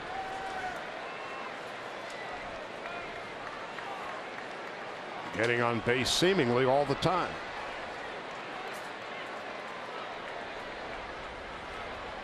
In 42 of his last 45 games. 2-0. Machado's on deck.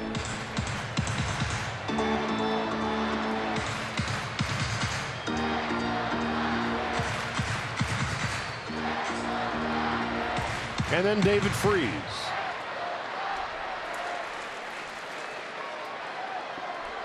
Bottom half of the 5th.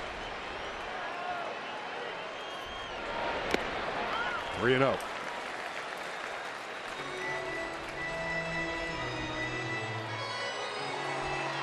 Lauer doesn't want to throw Turner a strike. And if he doesn't, he's going to push Taylor into scoring position to face Machado. You've got one of the hottest hitters in baseball at the plate. And Machado, who has yet to heat up. You know, Turner's on base percentage this year is now at .417.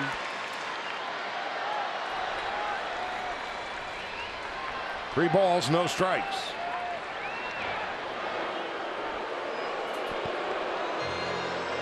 And Turner, had he not missed those 40 games with the broken hand, wrist, and then the abdominal strain, be the National League's leading hitter.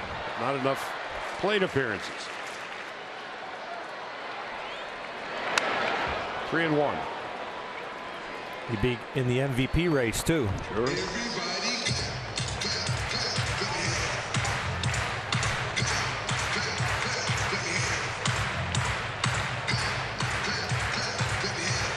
Here's a question to get you in a bunch of trouble. Who do you think the Dodger MVP is this year? It's almost going to be co-MVP. Somebody from the first half and somebody from the second half. Left side or right side? Matt Kemp in the first half. There's the 3-1. Takes a walk. Gets on base all the time. He's the best two-strike hitter in baseball.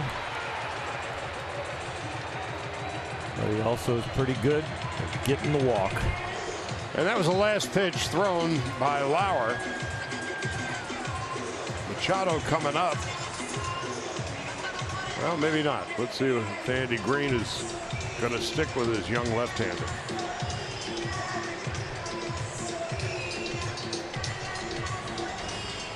The manager's doing all the talking. And he is going to leave his left-hander in. Stock was all set to come in. Now they're going to close the door.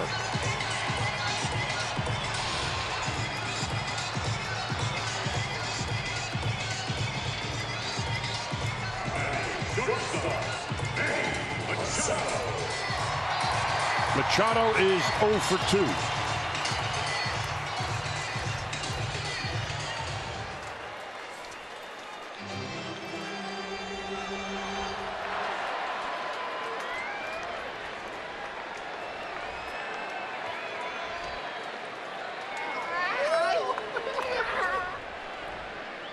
Taylor is at second base.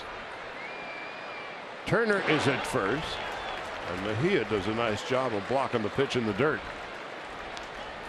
Taylor, of course, has great speed. Mejia's got a terrific throwing arm.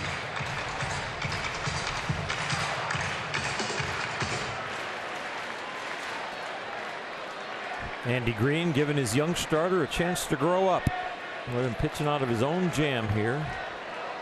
San Diego playing out the strings, so giving him experience.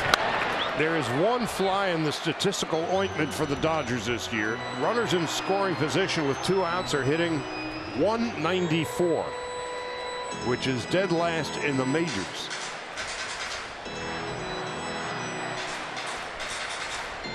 Machado can add to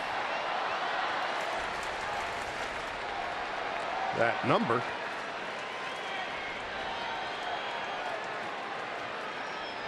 With 2 on and 2 out. Fouls it back. 1 and 2.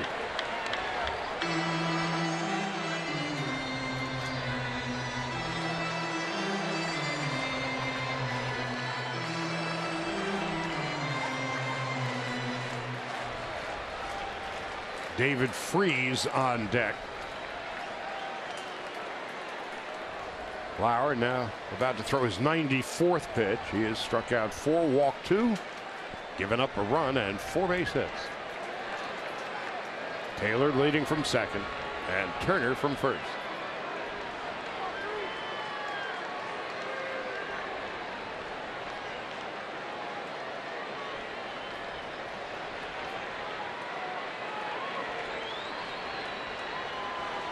Dodgers trailing by a run.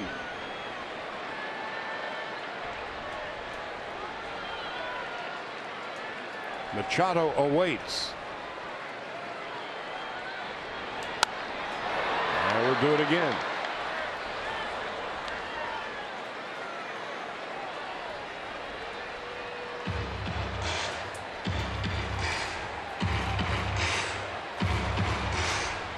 Next pitch for Lauer, by our count, will be his 37th of the 5th inning.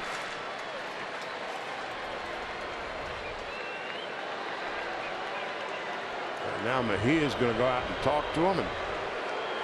And Taylor's been out there at second base for a few pitches. Maybe they're worried about the signs, so they're probably switching them up right here.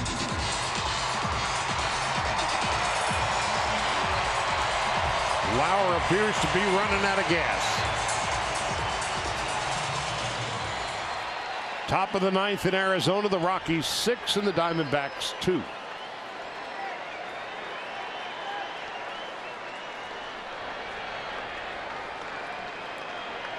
One ball, 2 strikes, 2 out.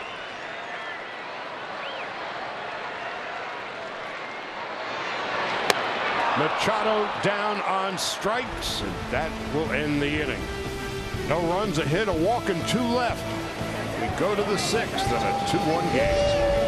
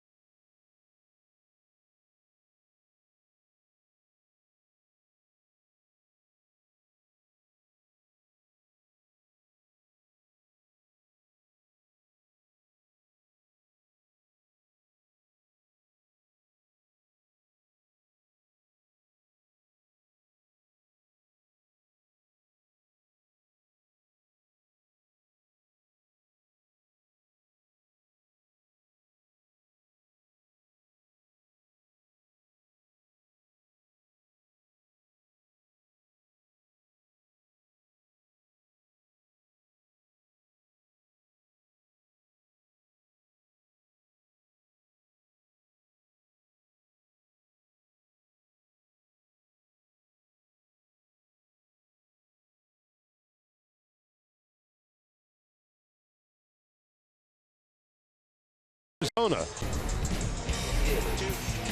Ian Desmond bangs a base hit into right. And the Rockies have themselves now a 6-2 lead. They're going to the 9th inning in Phoenix, where the Dodgers will be on Monday, Tuesday, and Wednesday. Next Thursday, an off day, and then the Dodgers' regular season wraps up in San Francisco next weekend. And here's Ryan Madson.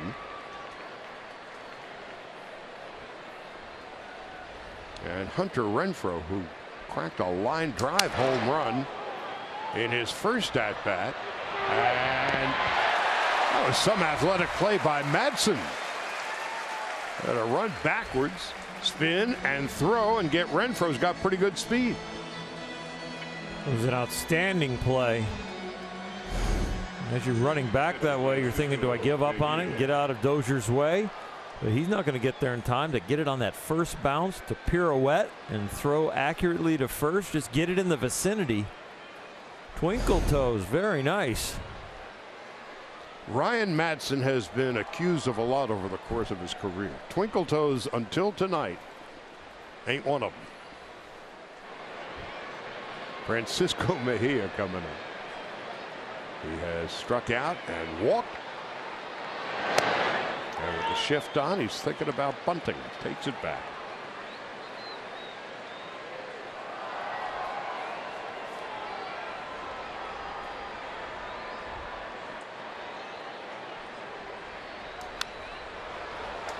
Madson quickly gets ahead 0-2.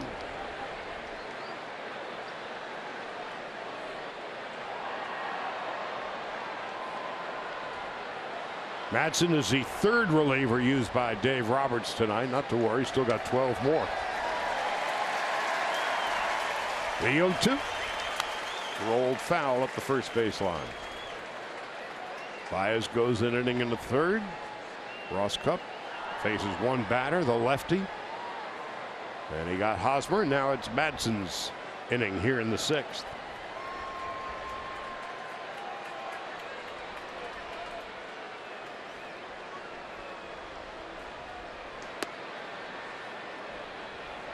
1-2.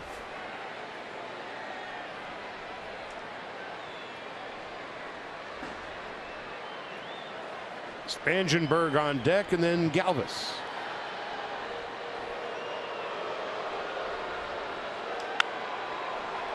Popped up, short center. Kike is there. 2 out.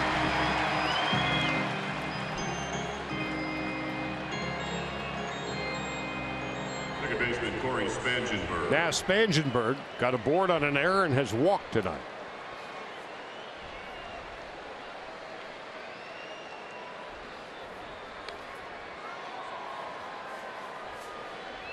Spangenberg at 231.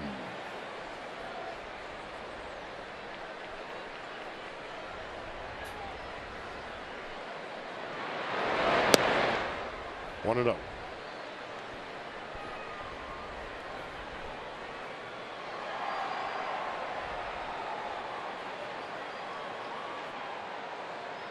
Dodger bullpen is quiet. Madson on 1-0, delivers high and away, and it's 2-0.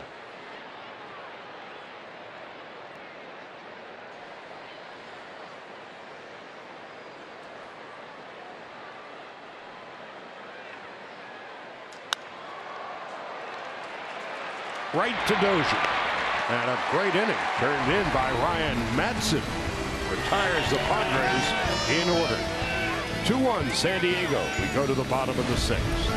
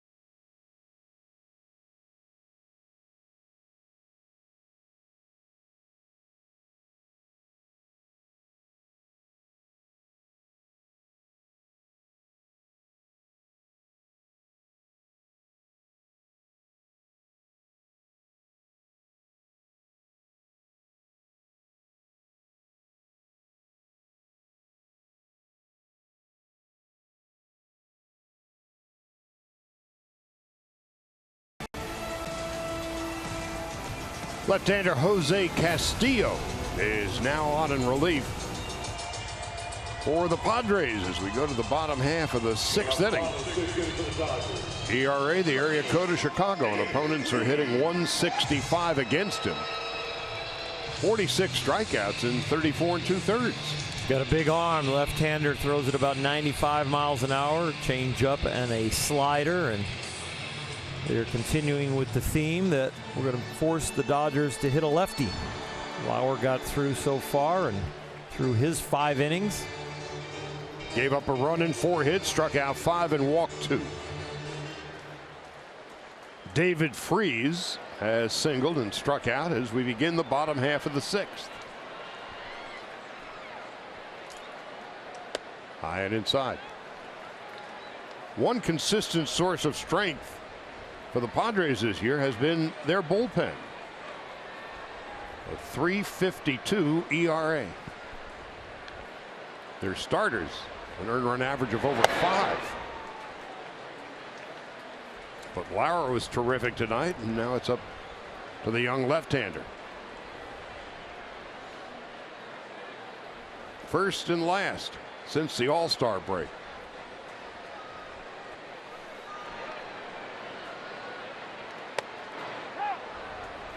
One ball, 2 strikes to Freese. Kemp on deck and Puig to follow.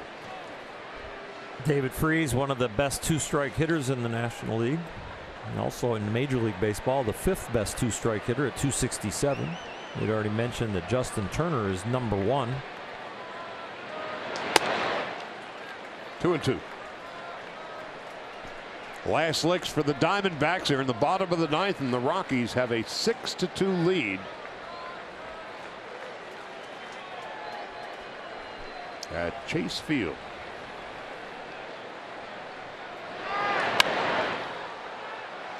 Freese gets to see another pitch.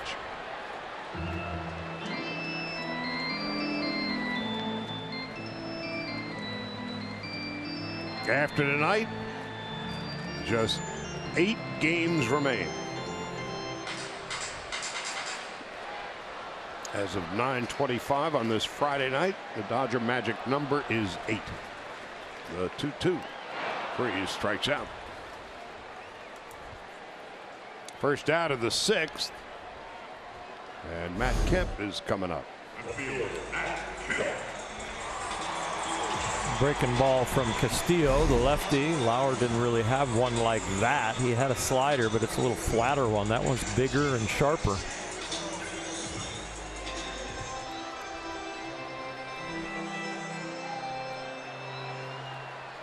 Kemp tonight has bounced back to the pitcher and popped to second base. 20 home runs, 79 runs batted in. Padres lead 2-1. Jose Castillo, 6'5" and 245. He's 22 from Venezuela.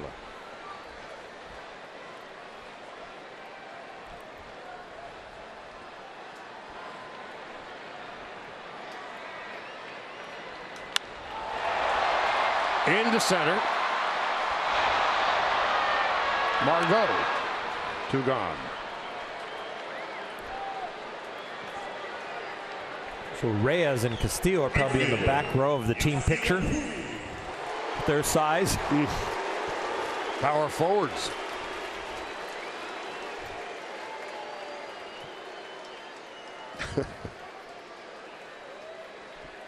In size order, when you were a kid, you were at the tall end, right? Yeah, I was at the skinny end and the tall end. Yeah, all right.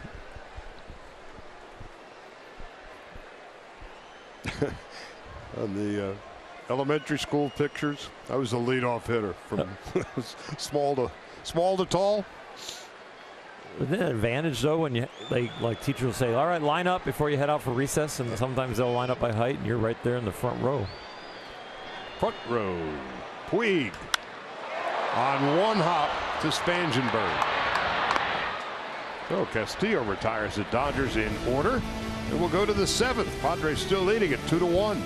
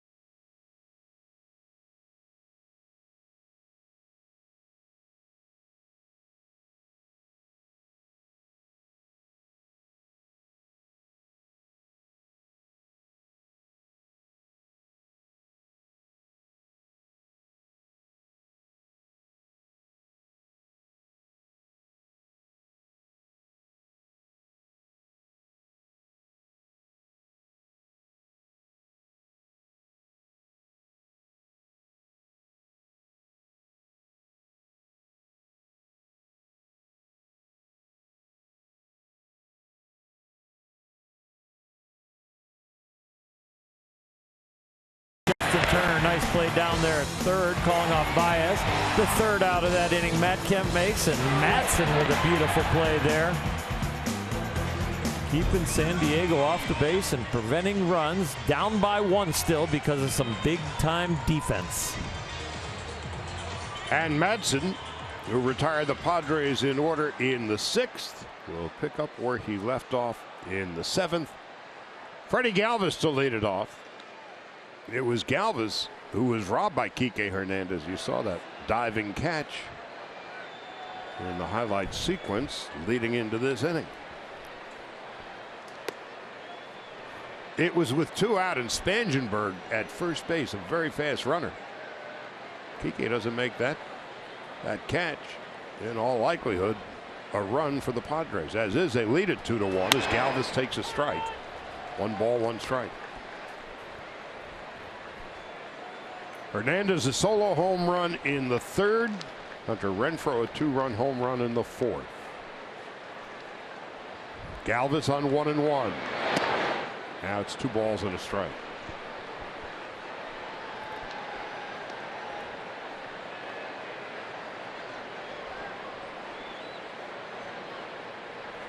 Manuel Margot is on deck.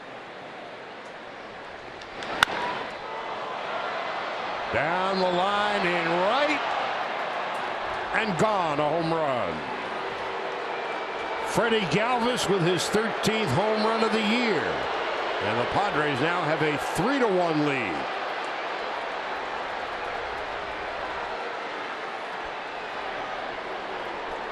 All 3 of the Padre runs by way of home run. A 2-run shot for Renfroe, a solo blast for Galvis.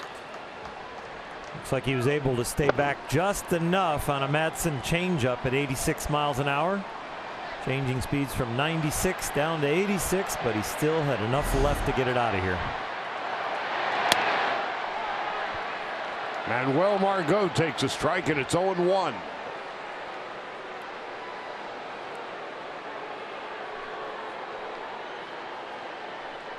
Margot is 0 for 2.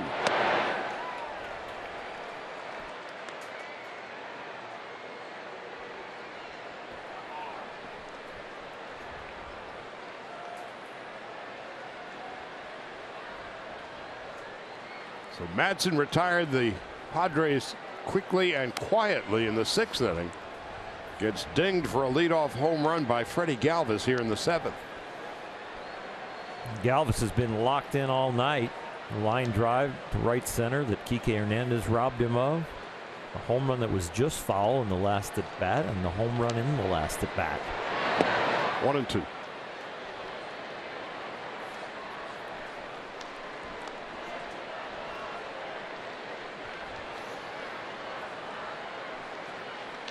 So now the Dodgers are down by 2.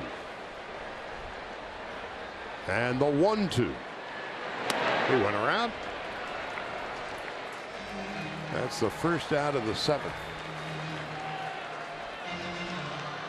This is Javi Guerra coming up to pinch hit.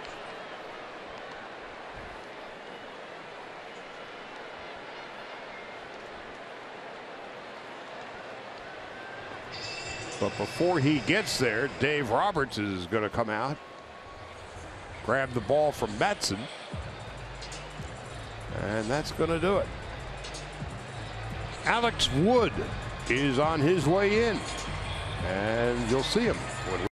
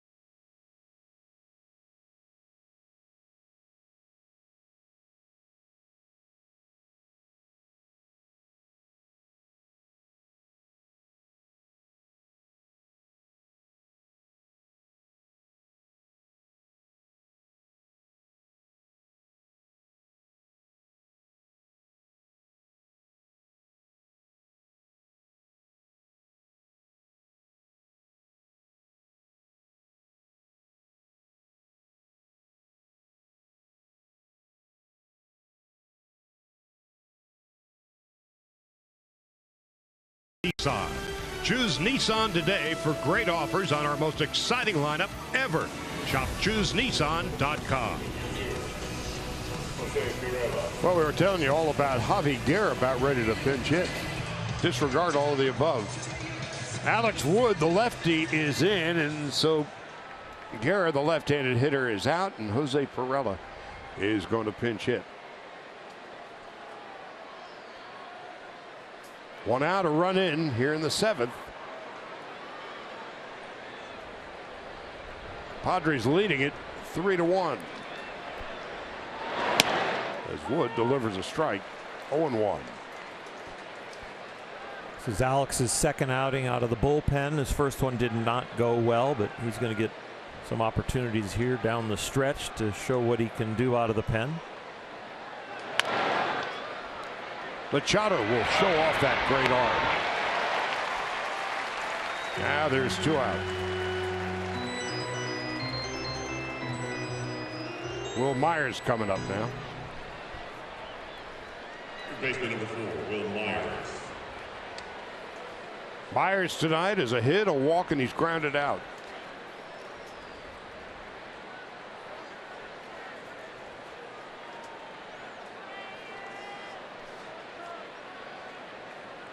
Myers has missed about half the games this year with injuries.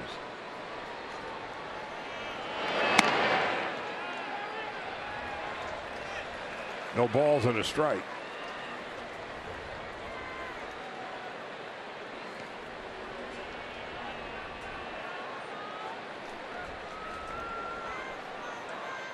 Dodgers in the bottom of the 7th have Grandal, Dozier, and a pinch hitter for Wood. 0-2.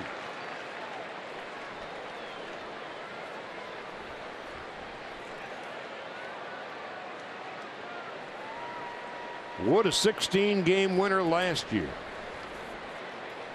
has scuffled this year.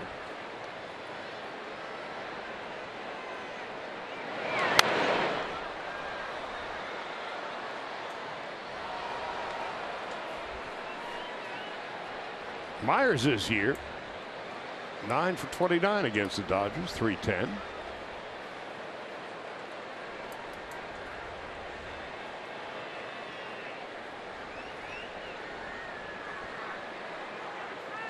These days starting at third base. And on strikes. Good 2/3 of an inning for Wood. 7th inning stretch. Dodgers need 2 to tie.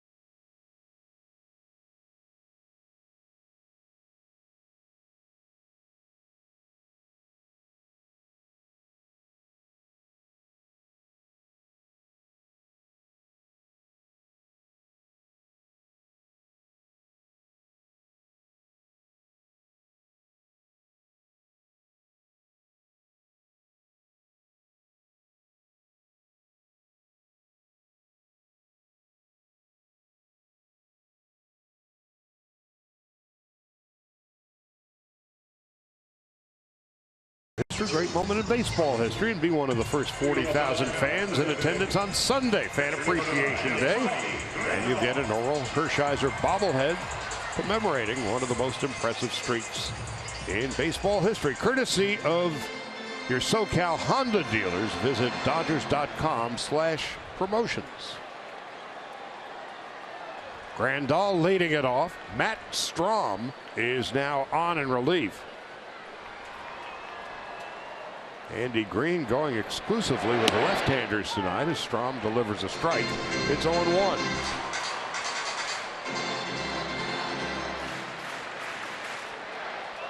Dodgers on the year against left-handed pitching, hitting just .235.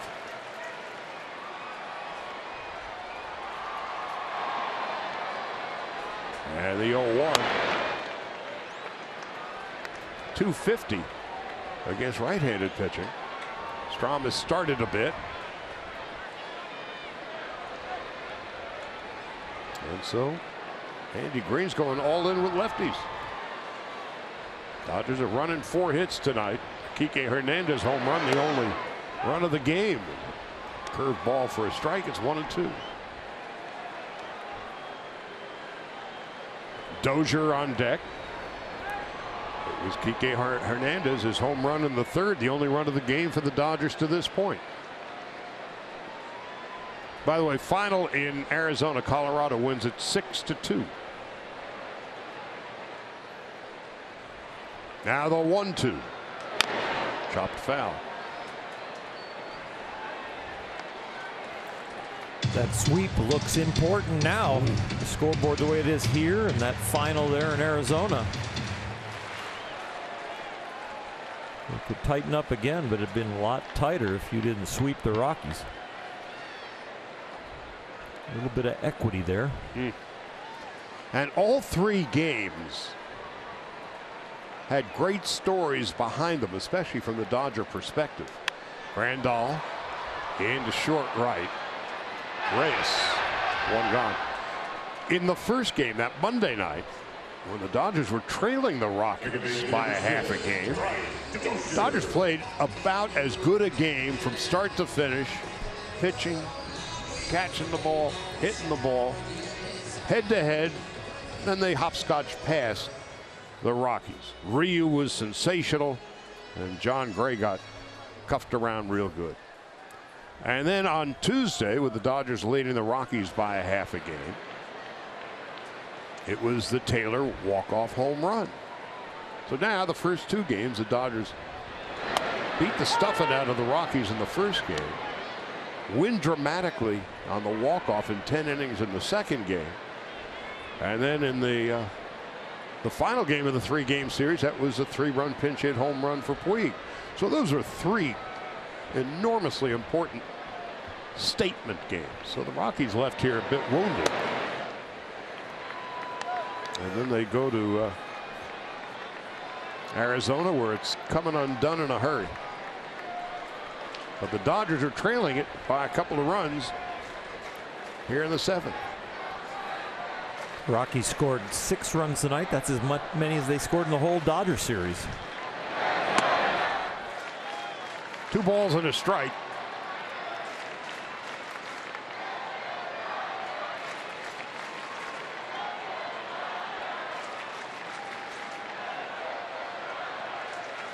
Dozier tonight has struck out and popped out. Max Muncy is on deck to pinch hit. 2-2. Dylan Floro warming up in the Dodger bullpen.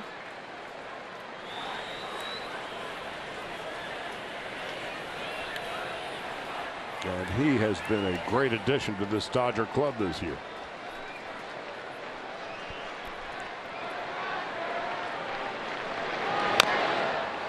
Dozier lives to see another pitch.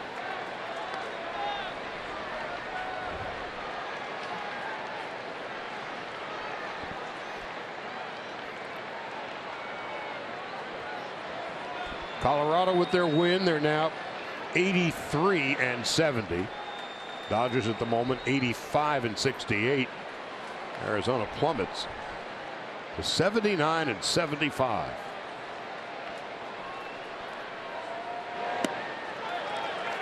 They're running out of time and running out of calendar.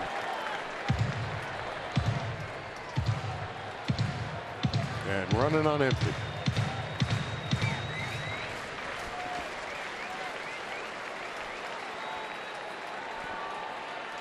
Three balls, two strikes. Dozier the hitter, one out in the bottom half of the seventh. And takes a walk.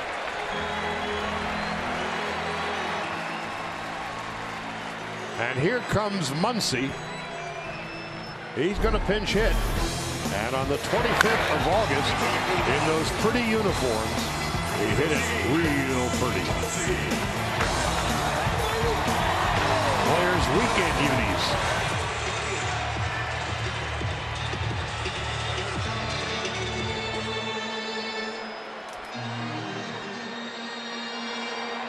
So Muncy's only faced Strom once before. As he steps into the batter's box, 33 home runs on the year.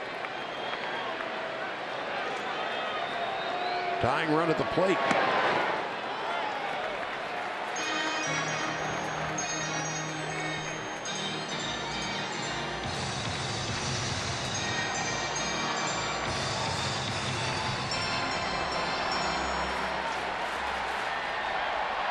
Matt Strom lives in Wells Fargo, North Dakota. Here's the 1-0. There's a strike, 1-1. And Muncy, Texas born and bred. Jock Peterson may be going to work soon.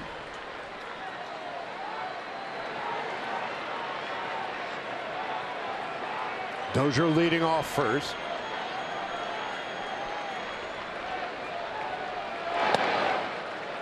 Two and one.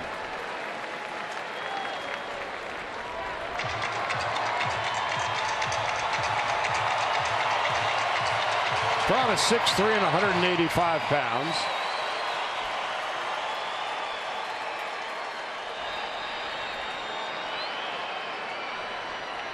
Came over from the Royals about a year and a half ago. 2 balls, 2 strikes. Muncy with a good rip there on a fastball. Max never one to back down from anybody's fastball. Enough bat speed to hit something over 100 miles an hour and has proved that this year. And he hits a home run once every 11 or so at bats.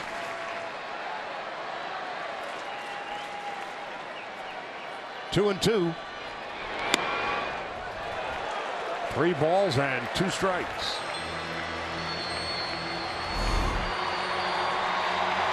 John Tumpane makes a very nice call right there. Borderline. We've seen that pitch rung up on hitters before, but accurately called right there. 3 and 2 with 1 out. Muncy strikes out swinging.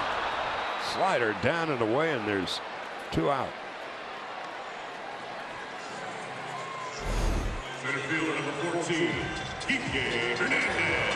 The ball's got some outstanding break to it as it just acts like a frisbee going across the plate.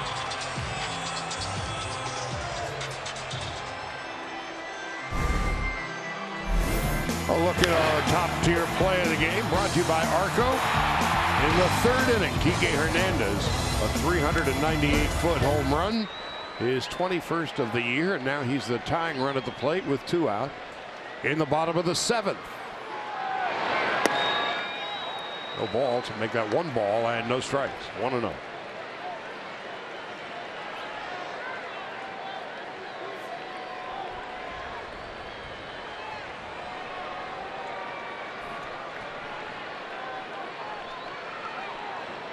So Hernandez with the home run tonight.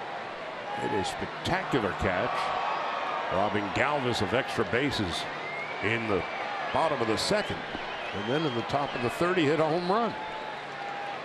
But the Dodgers are trailing 3-1 with 2 out.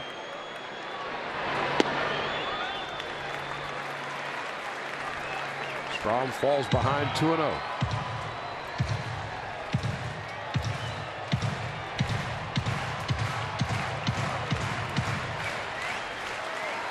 Justin Turner is on deck.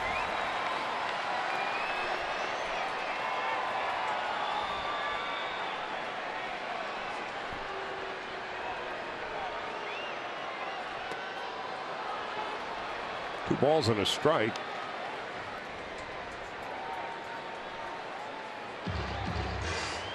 PK with all that gook on his helmet. He's got it all there just in case he needs it, but I've never seen him go to it. He always goes to the top where it's clean. Got that Manny Ramirez thing working. The 2-1. Line drive, base hit. Into left field. Hernandez leading off tonight for just the third time this season is 2 for 4. Dozier holds at second. Turner coming up, but Andy Green is going to make a move.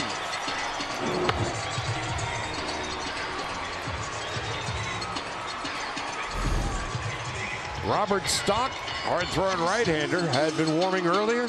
He's on his way in now. 2 on, 2 out, and Turner coming up.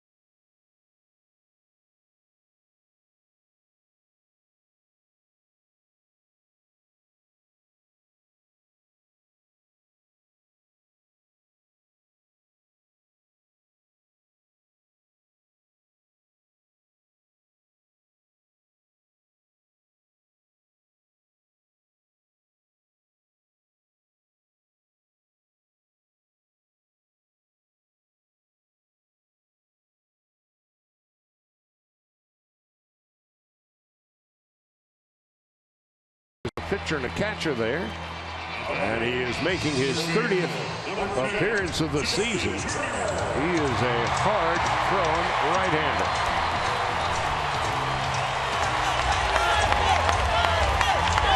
And he is facing about the toughest out in the game these days, Justin Turner, who has doubled, flied to right, and walked.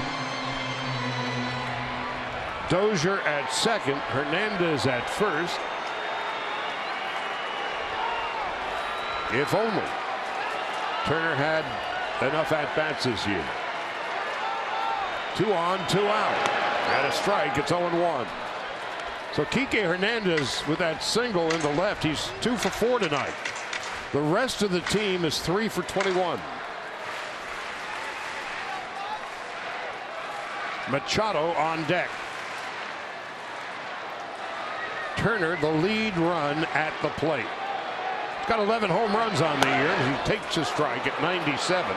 It's 0-2. 97 down to 82. The fastball and the slider. 97 is his average fastball.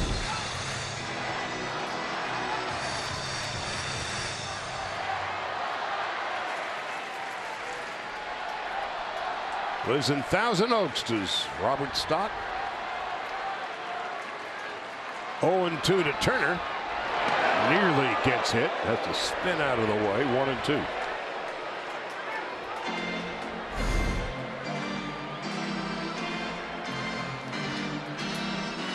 Almost got a Chase Utley thigh in there. I was thinking the same thing. Chase Utley, by the way, went to the same high school as Billie Jean King. They had kind of a high school reunion today. Here's the 1-2. Mejia can't find the ball, and as a result, Dozier goes to third. Hernandez goes to second. Now the tying runs are in scoring position. This is huge now. Wow, we go from needing an extra base hit to score a couple to just needing a single now.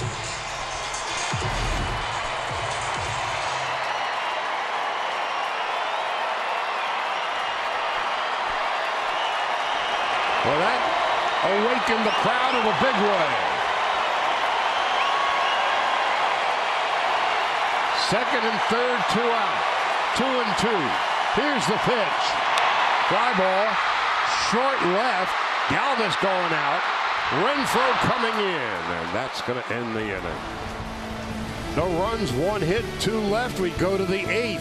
3-1, San Diego.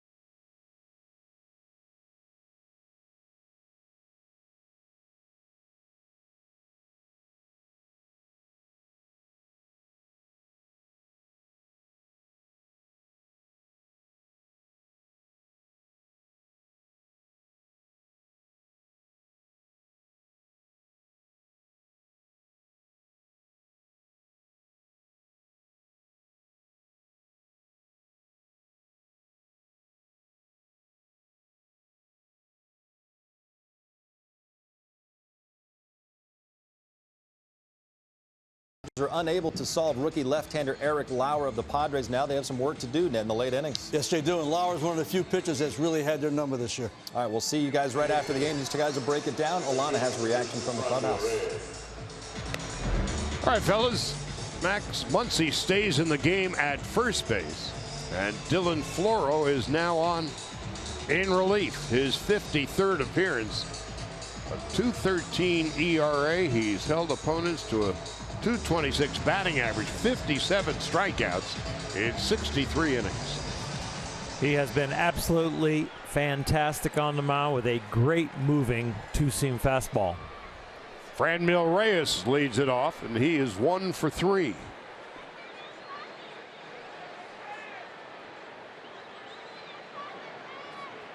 Hosmer on deck, and then Renfroe.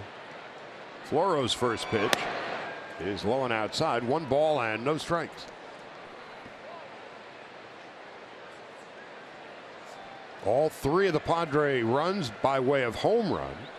Renfroe a 2-run shot in the 4th. And Galvis a shot down the right field line in the 7th. Dodgers only run of the game, a home run by Kike Hernandez in the 3rd inning. So now it's Floro's job to keep the deficit at 2.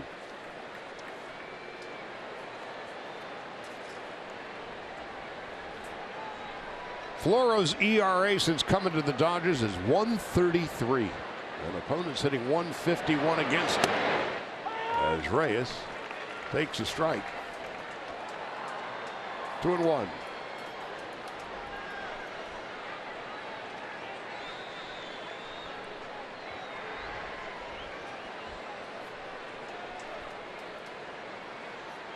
Dylan Floro, the 2-1. Outside 3-1.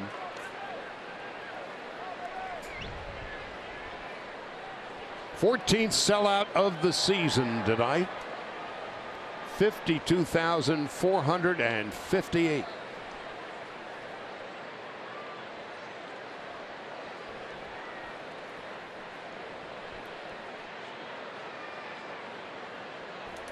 Reyes takes a walk. We were talking about him earlier in the game, how he's become much more discerning and discriminating at the plate. First baseman number 30, Eric Scott Alexander beginning to loosen up.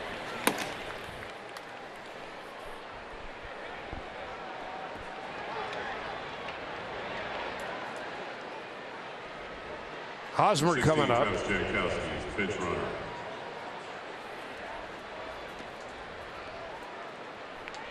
Travis Jankowski, he's a real speedster. This is his first game back, Charlie. Tuesday he had a baby boy. His wife had the baby boy. Congratulations to him.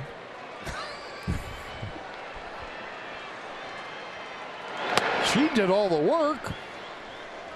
Want to know to Jankowski, or forgive me, Hosmer. Jankowski's at first base. Daddy needs a new pair of shoes. You almost had the whole family in the game. He's got 24 stolen bases out of 30.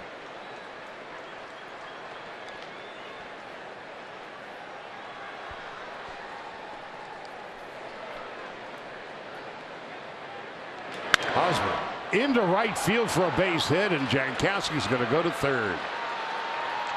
And that's why he came into pinch run. Even with Puig, and Puig was fairly deep and right. Jankowski cut the corner at second base expertly. There was nothing Puig could do.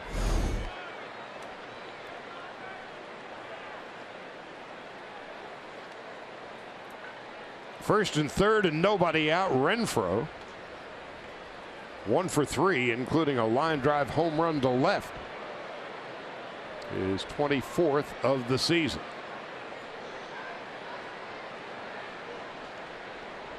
Infield is halfway for Renfroe. Even at that depth, it's going to be hard to get Jankowski with his speed if they decide to go. And he will be running on any ground ball, so that the Dodgers, if they go for the double play, they sacrifice the run. Might Andy Green get a bit adventurous and send Hosmer? Got decent speed. Stolen 6 out of 10. And then, of course, you got Jankowski. Very fast runner at third. Now it's 0-2.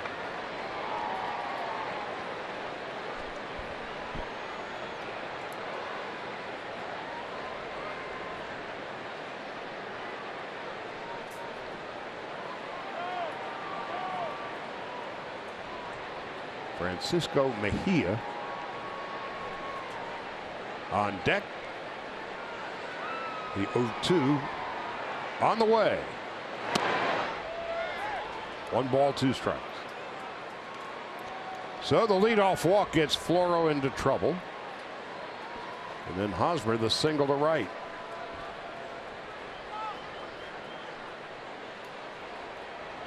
One of those Bill James specials. Leadoff walk comes around to score about 38% of the time.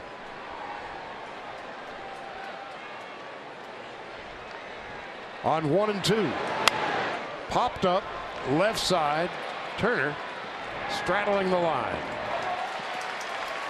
Huge out. Renfroe retired.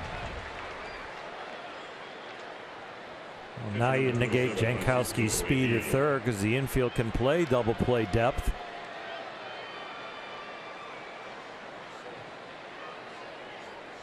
Mejia, switch hitter, 0 for 2 and a walk tonight.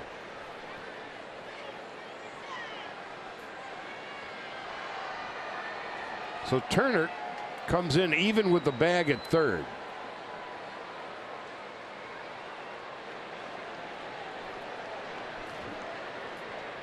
Trying to keep Jankowski as close as possible as Mejia swings and misses. It's 0-1.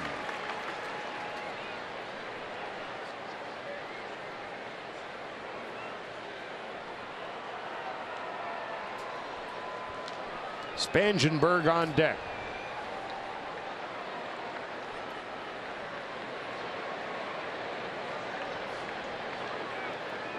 Jankowski and Hosmer, the runners at the corners. Ooh, watch out. Thank goodness for that netting.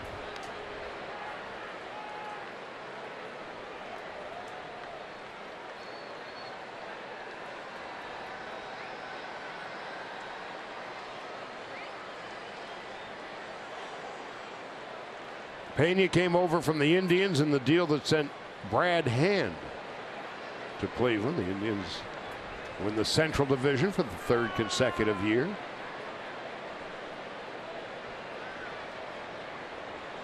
(0-2). Mejia is down on strikes, foul tipping it into the glove of Grandal. There's 2 out. Stuck right in the webbing. Now here comes Dave Roberts. The left-hander Spangenberg coming up. And the lefty Scott Alexander is warming in the Dodger bullpen. And he will be called upon to face Spangenberg. 2 on, 2 out in the 8th. And the Padres leading it 3-1.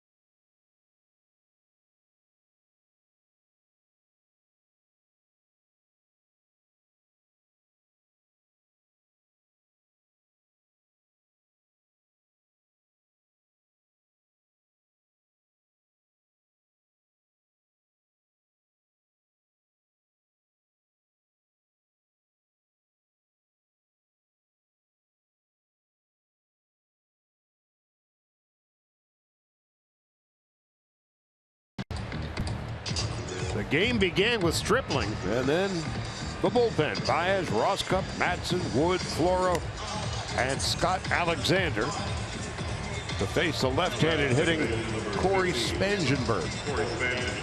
Now tonight, neither team with a hit with runners in scoring position. The Padres 0 for 5, the Dodgers 0 for 4. All of the runs come by way of the home run, and Spangenberg, well, doesn't hit lefties terribly well. Alexander has been hot since the middle of August, an ERA under 1, batting average against just over 100. Another one of those bullpen components that has really been getting the job done. 15 relievers in the Dodger bullpen tonight. And 6 of them have been used. Spangenberg rolls it foul up the first base line.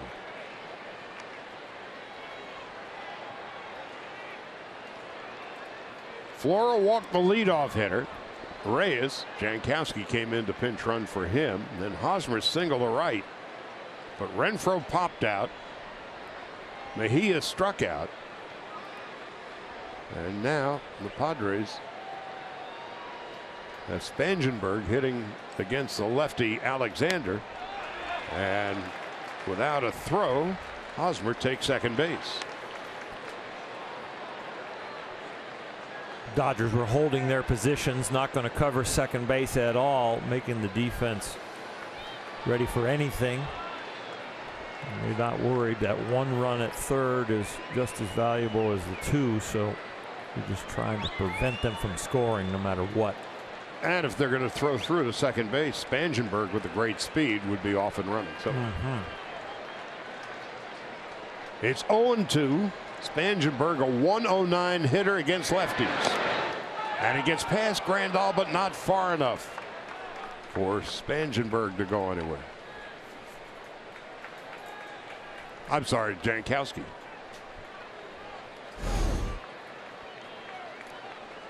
It is Spangenberg at the dish. Jankowski. Bad angle. He couldn't tell exactly how far away it went from Grandal. Jankowski at third, Hosmer at second, 1-2 to Spangenberg.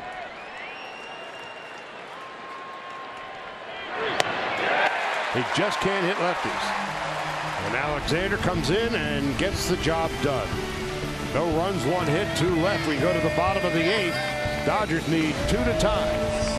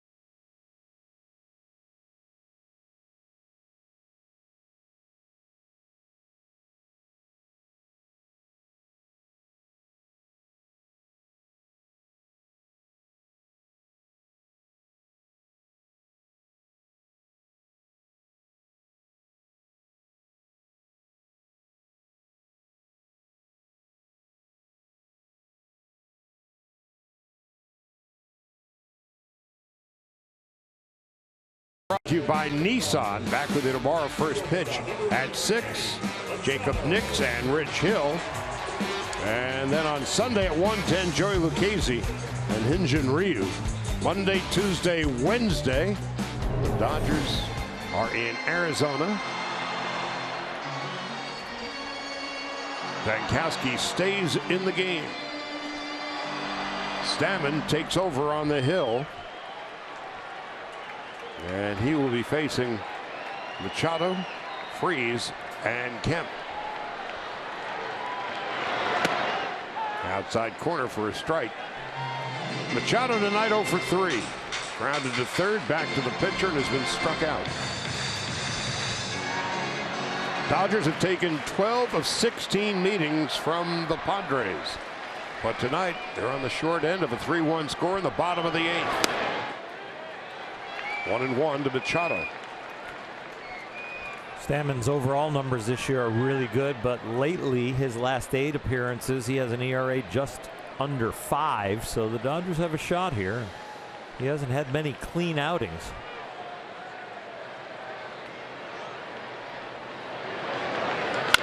To short. Galvis throws him out. First out of the bottom of the 8th. Now the Dodgers have 5 outs left to do some business.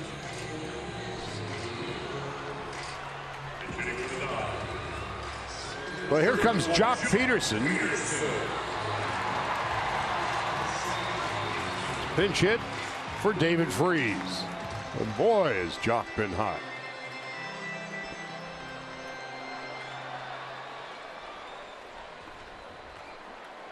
"23 home runs. He's knocked in 53.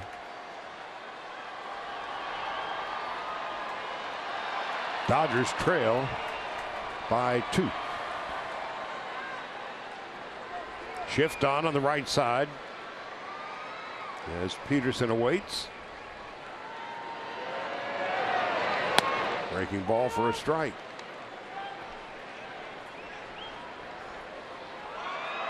Here's the shift.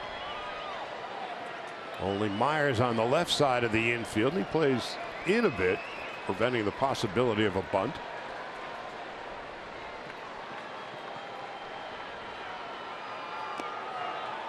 One and one. Dodgers need a runner to bring the tying run to the plate.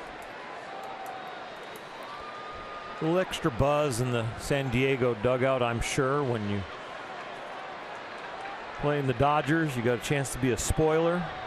It's not just like playing out the string. There feels like there's more value to these games. 1 ball, 2 strikes. And throw into the mix. Over the last 10 years, the Dodgers have taken the Padres' milk money practically every game. Go back to 2013. The Dodgers are 72-38 against the Pods. 12-4 this year. On 1 and 2. Drilled into right center field for a base hit. So Peterson continues his hot hitting, and he will arrive at second base with 1 out.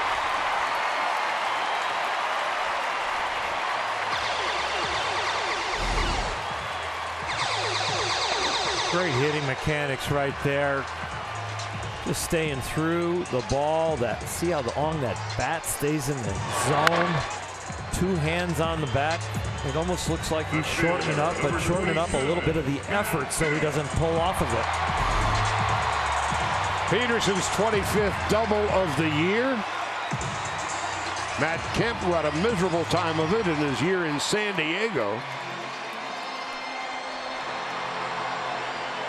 But against the Padres this year, .418 with 4 home runs and 15 runs batted in.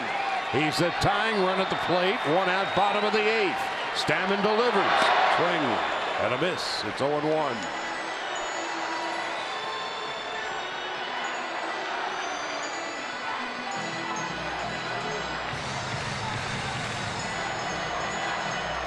Puig on deck.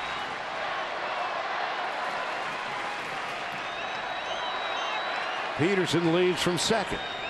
Kemp really gets a piece of Glenn Hoffman, the third base coach. And it's 0-2.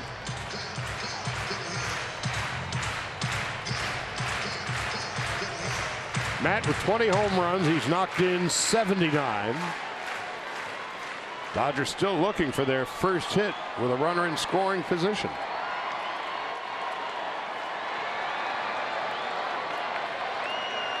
No balls and 2 strikes.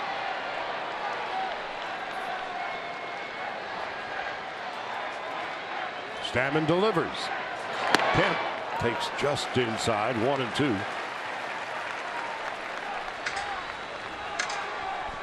Kemp this year .355 with runners in scoring position. He's been among the league leaders in that category all year.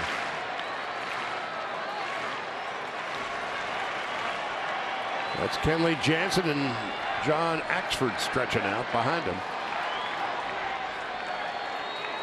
Only Brian Anderson of the Marlins has a higher batting average with runners in scoring position than Matt Kemp.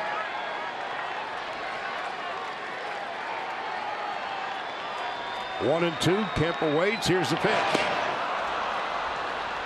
2 out.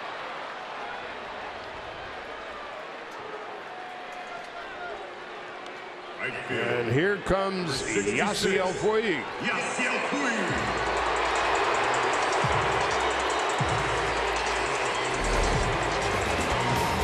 He flexes his muscles. He kisses his coach. He licks his bat. They're just good friends.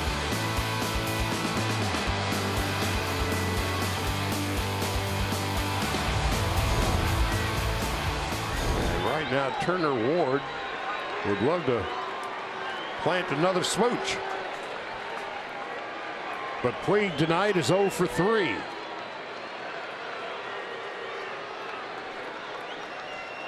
Peterson leads from second.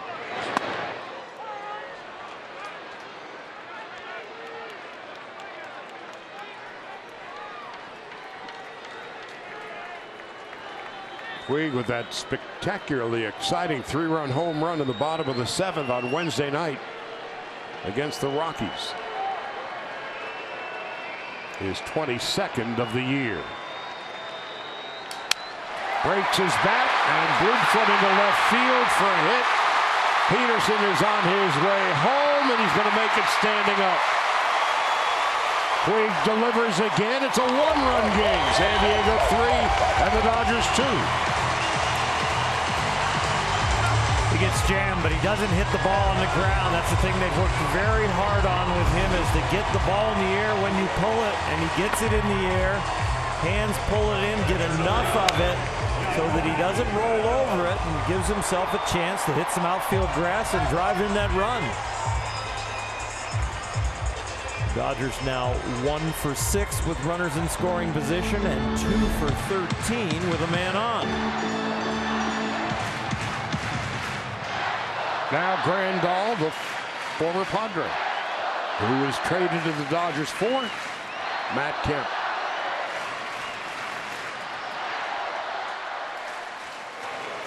Darren Balsley, the Padre pitching coach.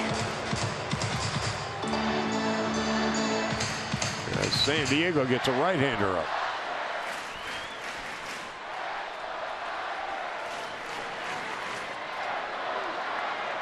Kirby Yates. 1 ball, no strikes to Grandal, who has walked, popped out, and flied out. We were talking about Stammen when he came in. He's not had very many clean innings second half of the year. This is 4 outings out of 9 that he has given up a run, so he has not been locked down at all. Shift on the right side. Puig leads from first.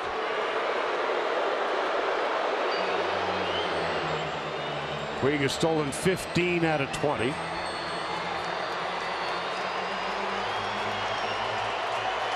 The hand guard on the left side. Those head first slides so as to not jam his fingers.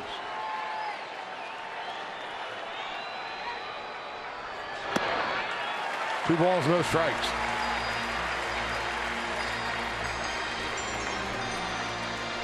Bellinger on deck to pinch hit for Dozier.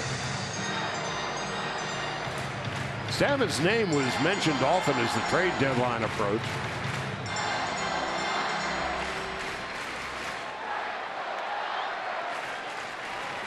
Two and 0 to Grandal. Padres 3, Dodgers 2. Stammen missing outside. It's 3-0.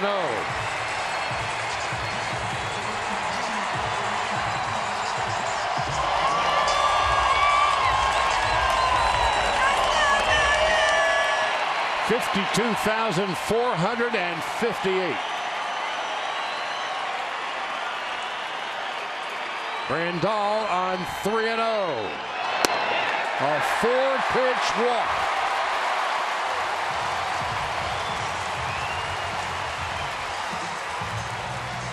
Andy Green. Looks like he's going to make a move and a double switch at that.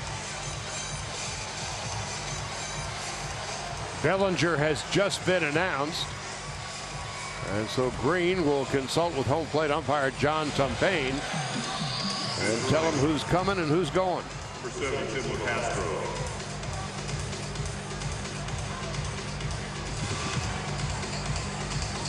Kirby Yates will be coming in out of a Padre bullpen, apparently, when he's good and ready.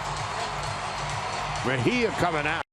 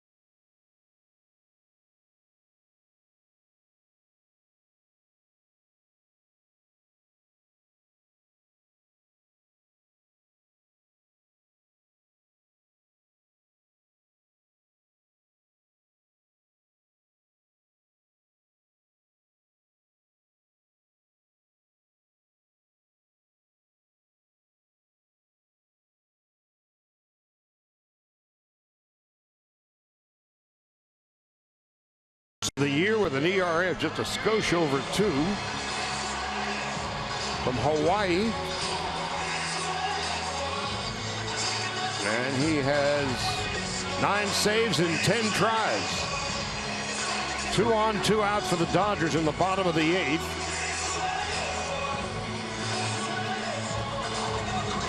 And Bellinger is going to pinch hit. Well, some more great theatrics down the stretch for the Dodgers in their final week of the regular season at home. Bellinger's going to see a fastball splitter combination. One that he'll probably try and elevate, and then the splitter, of course, down in the dirt. He's been much more disciplined of late with some very good swings early in the count and a very good 2-strike approach. Well, here's your moment of the game. August 2nd, by the way, was the day that Justin Turner came back from the disabled list.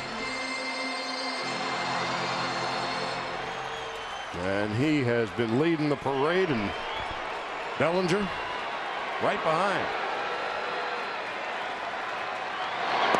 1 ball and no strikes.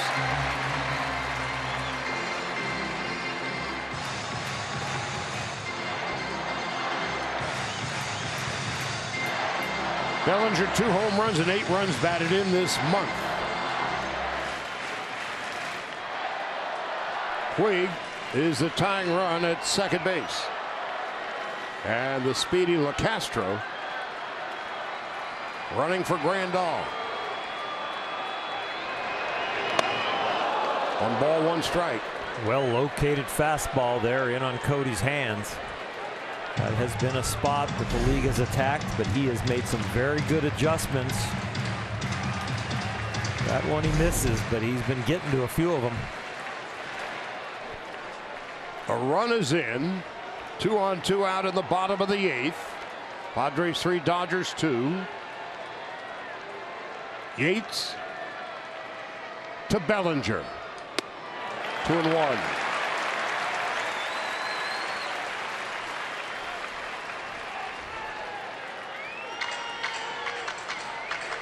Muncy on deck.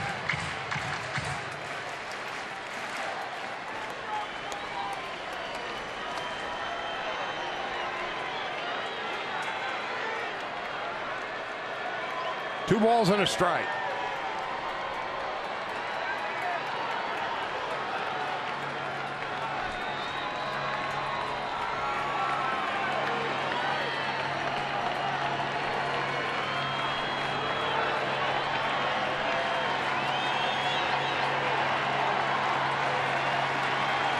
Kirby Yates on 2-1. Bellinger takes inside. It's 3-1.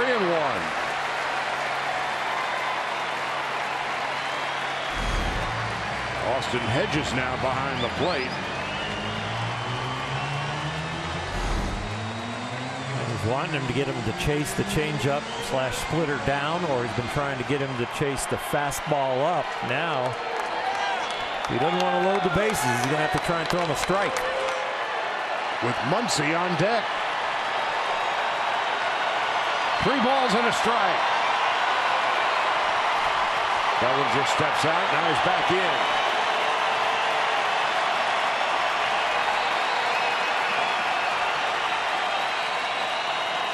Yates set. Now the pitch. 3-2 and 2 out. Didn't challenge him. He pulled the string.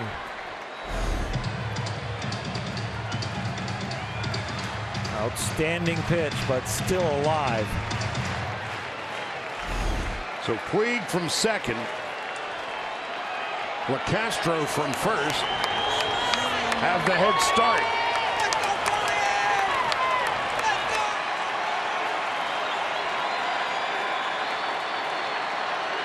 There they go. Here's the pitch.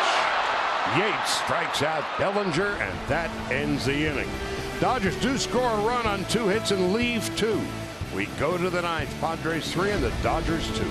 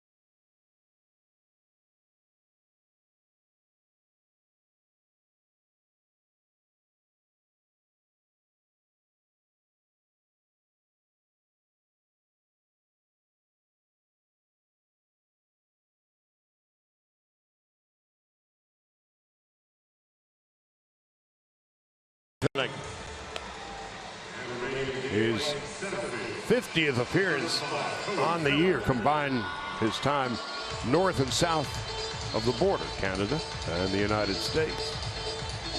Now the Dodgers have made changes. Austin Barnes is behind the plate. Jock Peterson enters the game in left field.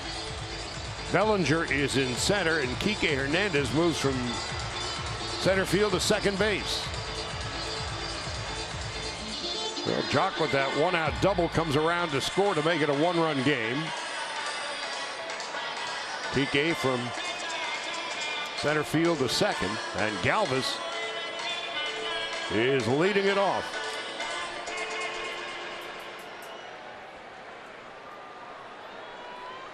The Dodgers in the 9th, Muncy, Hernandez, and Turner to follow. So Axford trying to keep the deficit at 1 run. Same mission on defense, just 1 step closer now. Galvis, 1 ball, no strikes. Galvis was robbed of a hit by Kike Hernandez in the 2nd. Fouled out in the 4th and had a solo home run in the 7th inning.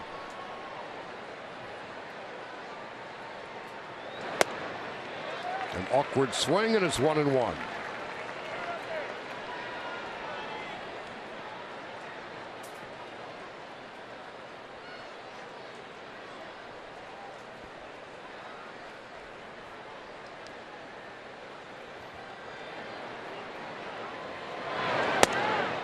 Now 1-2.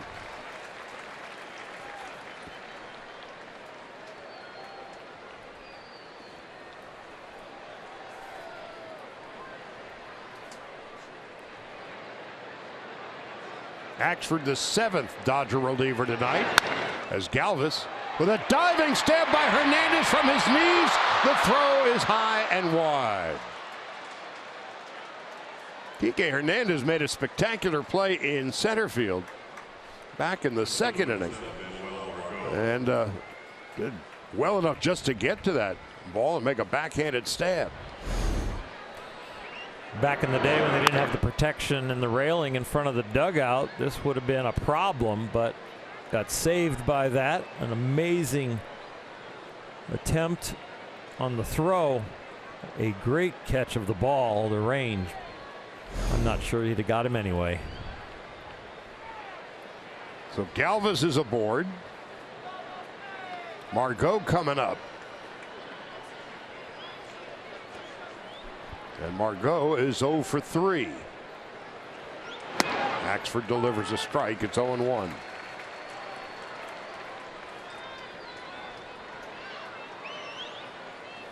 Wherever you play Kike Hernandez, he's going to make a spectacular play for you. He has played every position except catch this year. Even pitched an inning. No balls and 2 strikes to Margot.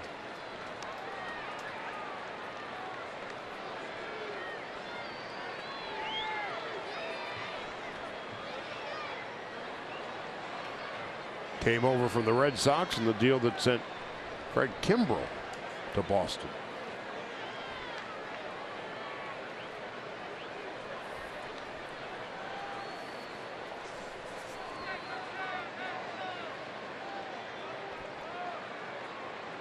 It is fair to say that John Axford is much traveled. This is going to be a tough play for Turner. Picks it up and safe. Muncy looks into the dugout. You may want to reconsider that. But Margot, a very fast runner. Bob Guerin goes to the phone. John Pratt at the other end. And here's the play. Safe. Justin made a play like this earlier in the game with Pedro Baez on the mound. This one with a faster runner. Boy, it is really close. They are going to play on. And Margot puts the mitt on his left hand again, much like what Puig does. So if it goes in with a head first slide, the fingers are pretty well protected. Here's Austin Hedges, his first at bat. Couple of infield hits. And now Axford and the Dodgers are in trouble in the 9th.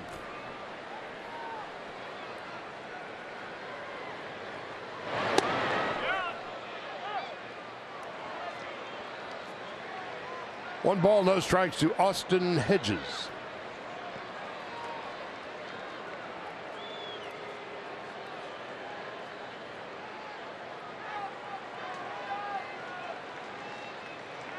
From San Juan Capistrano. 2nd round pick 8 years ago by the Padres.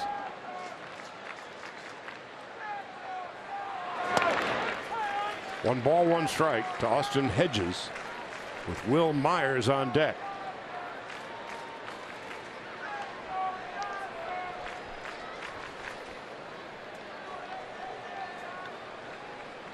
Hedges' first at bat of the night came in part of a double switch.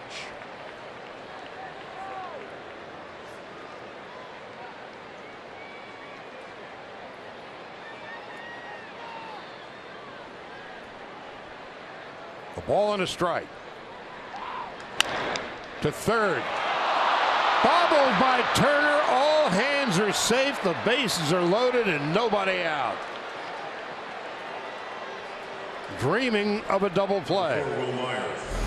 It was not to be. Justin's in a bit of a defensive slump right now. The last 5 or 6 games have not been kind to him. He had the right idea. He was trying to charge it, backhand it, step on the bag, throw to first, get the double play, and just missed the first part of it. And his second error of the night. That forces the Dodgers to bring the infield in for Will Myers. With Jankowski on deck. Padres 3-2.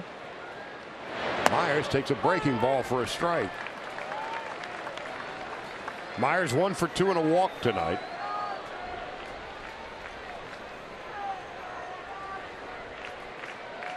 Eleven home runs. He's knocked in 36. The Rockies have already beaten the Diamondbacks tonight.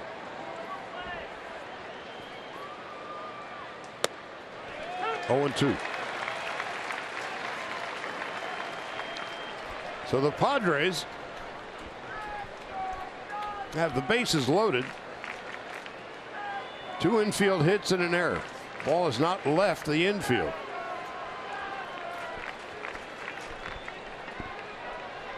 Oh, 2.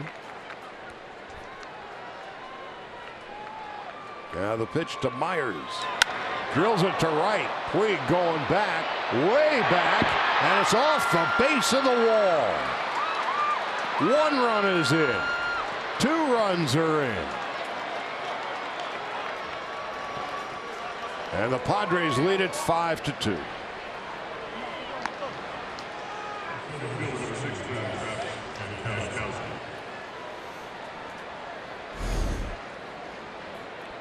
Trying to go up the ladder. Looked like Myers was actually kind of standing up a little bit more in the box, almost expecting something elevated. Ciel, no chance to catch it, trying to play the carom, get it in quickly. It deadened on the wall and scored a few runs. Axford's night is done.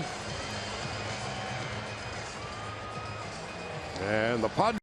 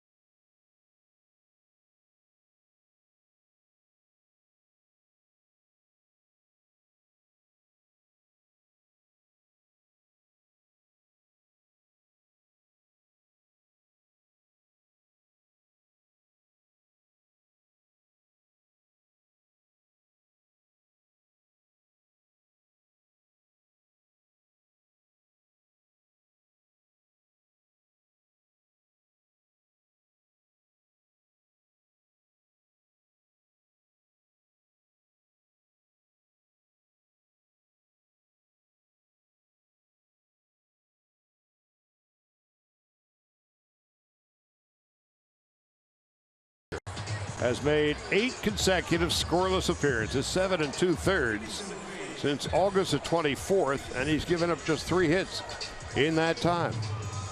So his confidence is certainly on the rise, and Dave Roberts and Rick Honeycutt, their confidence in him on the rise.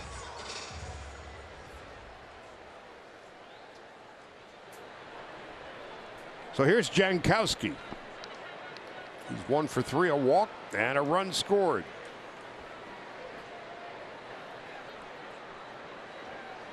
Second and third.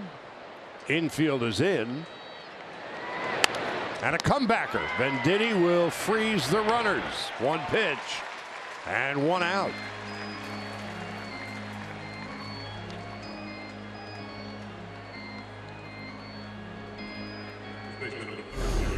Now Hosmer, and the Dodgers will continue to keep the infield in.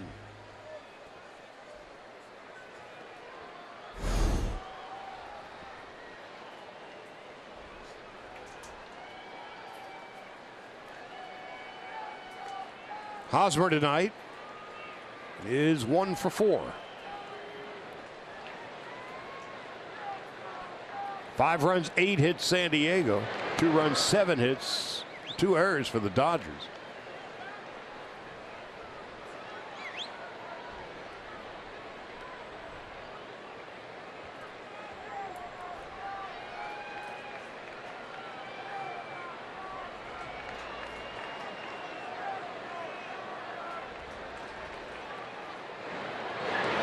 Popped up. Well, Venditti's 2/3 of the way out of the jam.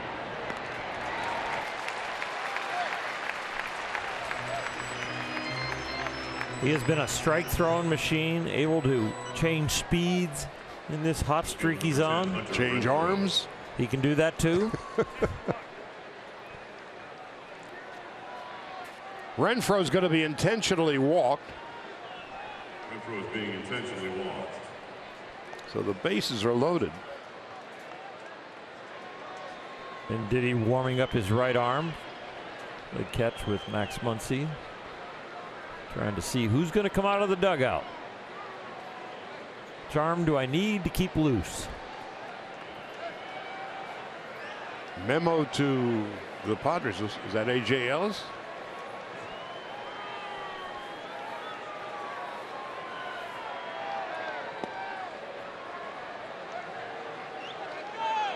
Or is Yates going to bat for himself? It looks like it.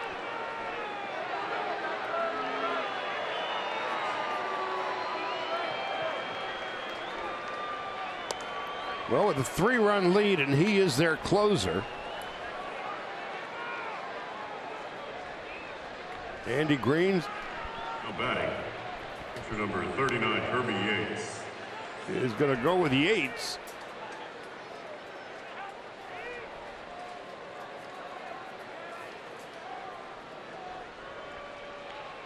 This is his second career at bat. He's got a helmet that doesn't quite fit. He hasn't had much need to use it.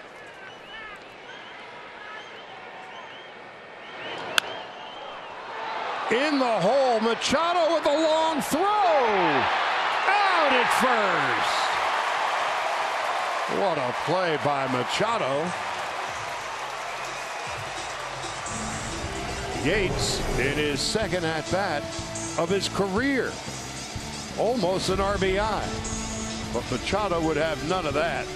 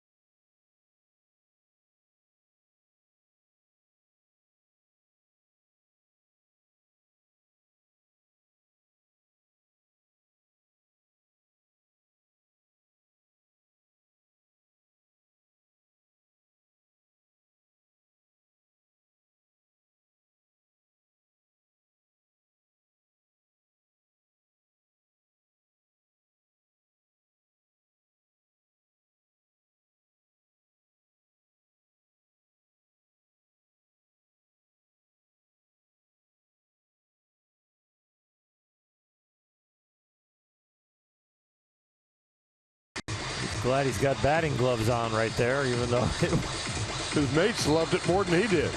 Got the elbow guard, the batting gloves, he's got it all going. And he's got the dirtiest uniform in the place. Well, the Dodgers last licks going to the bottom of the ninth, trailing at 5-2, with Muncy leading off, Hernandez and Turner.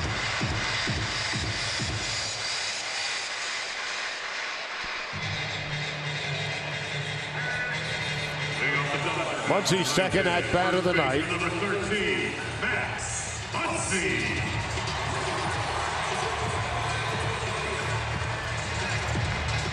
Verdugo on deck, and he will pinch hit for Kike Hernandez. Then Turner, then Machado.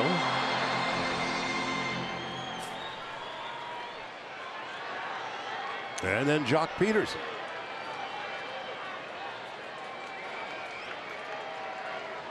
Muncy takes inside, 1 ball, no strikes.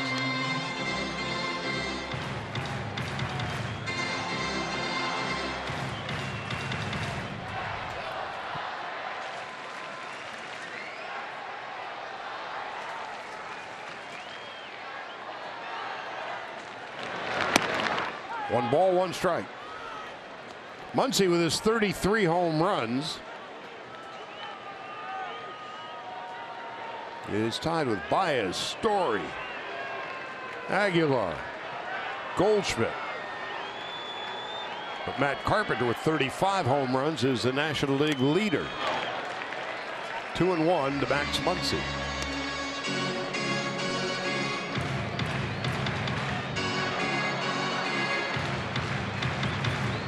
Now Yates taking a walk around the mound, trying to catch his breath and regain his equilibrium after the header.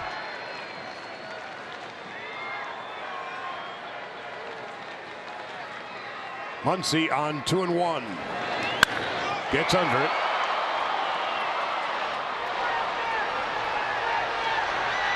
First out of the ninth. Margot barely had to move a muscle.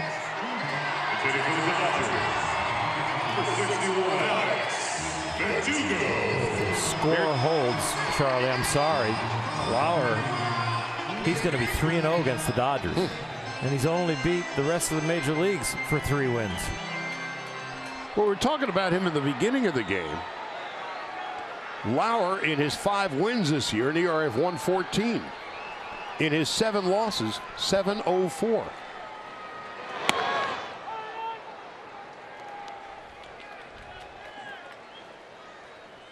A run, 4 hits in 5 innings, 5 strikeouts and 2 walks for Eric Lauer, the Padres starter.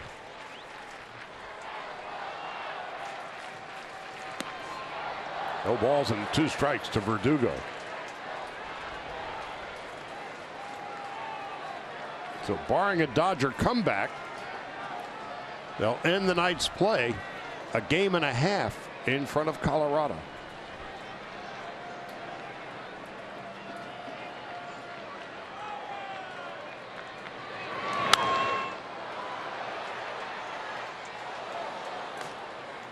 Arizona lost again to the Rockies. And so the D-back season and their race has been just about run.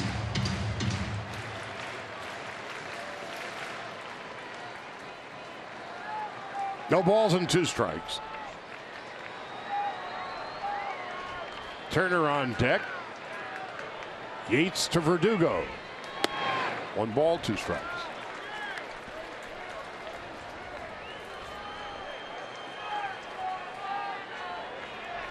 Jacob Nix and Rich Hill, tomorrow night starters. First pitch at 6:10. The 1-2. Up the middle, Verdugo with a base hit with 1 out in the bottom of the ninth.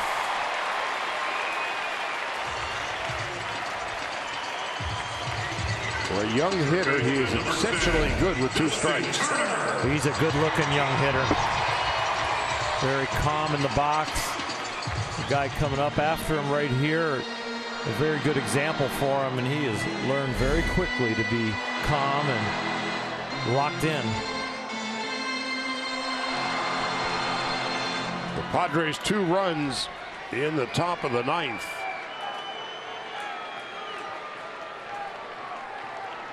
Looming large.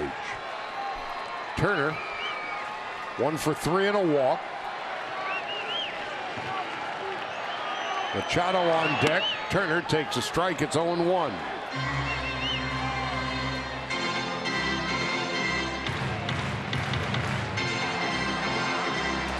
Machado, who is on deck, has faced Yates 6 times, and he has 3 hits against him. Turner nearly gets hit, and it's 1-1.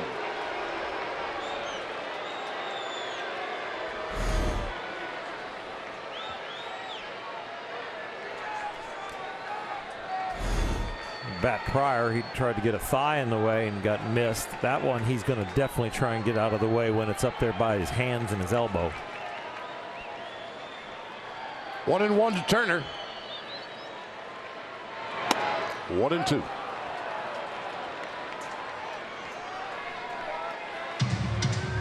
So Machado on deck, and then Jock Peterson.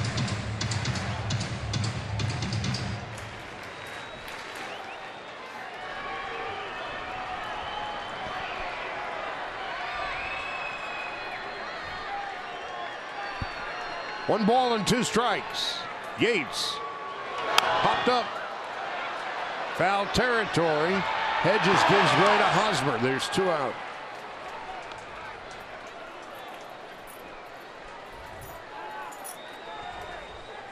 And now here comes Machado. Shortstop, number 8, Manny Machado. 0 for 4 tonight, 3 for 6 in his career against Yates. 2 doubles and a home run.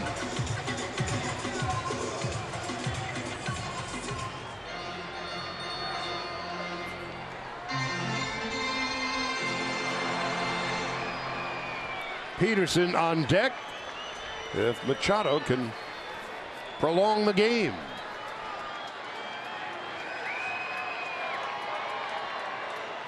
Dodgers will take second base. Yates looked over at Verdugo and said, "It's on me." So defensive indifference.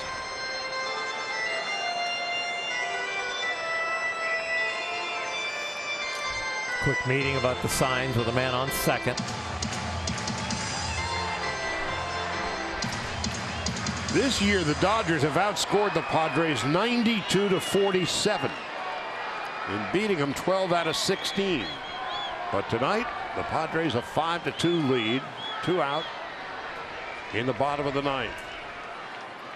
Yates to Machado. 0-2.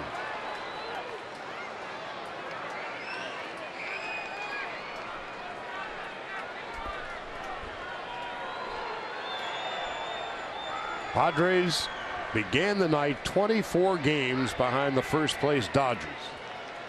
And tonight, the mouse that roared.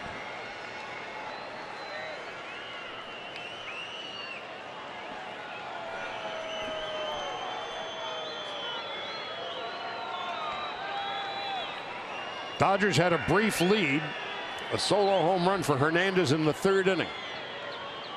There's the 0-2. But in the 4th, Hunter Renfroe hit a line drive home run down the line in right. Padres took the lead.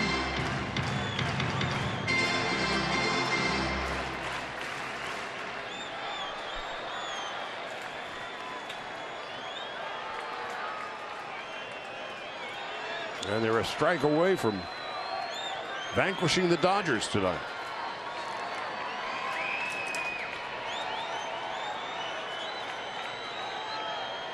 No balls, 2 strikes, 2 out. Verdugo leading from second. 1-2.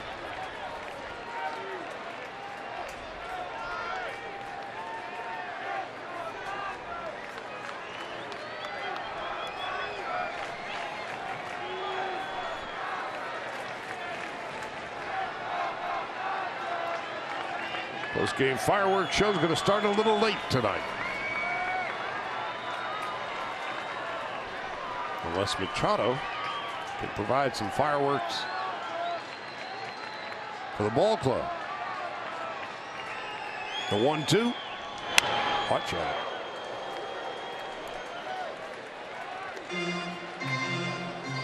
That camera well down there is unprotected.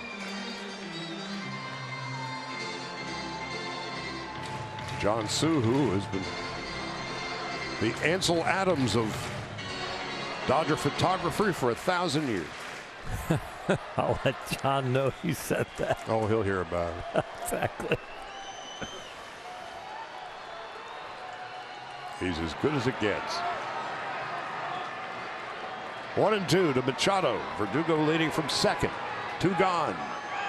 Popped up, foul behind the plate, and out of play. Fireworks after the game. Wasn't much for the Dodger offense so far, and only an out left. 2 runs and 8 hits for the Dodgers tonight.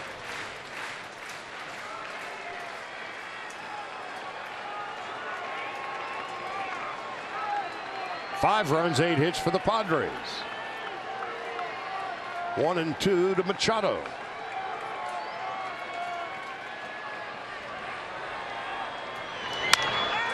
Into center field for a hit. The Dodgers remain alive as Verdugo comes around to score. It's now 5-3. Jock Peterson will be coming up, and he'll be the tying run at the plate. Manny's been working hard to get his hands inside the pitches as he swings to keep the bat in the hitting area, and this one he does. Working through that ball very well and up the middle. Giving him a chance, bring the tying run to the plate. Verdugo did the job using the middle of the field, and so does Machado. Taylor had the walk-off home run in the 10th on Tuesday night. Puig had the 3-run pinch hit home run on Wednesday night. And here's Jock Peterson, the tying run at the plate. He doubled and scored a run in his only at bat in the 8th. You see the shift on. Only Myers on the left side. Machado strolls to second with a difference.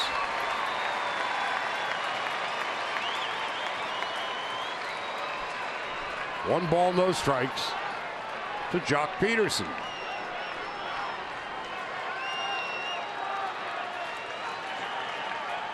Chase Utley is on deck. He'll pinch hit if Peterson keeps the game alive. 1 ball, 1 strike.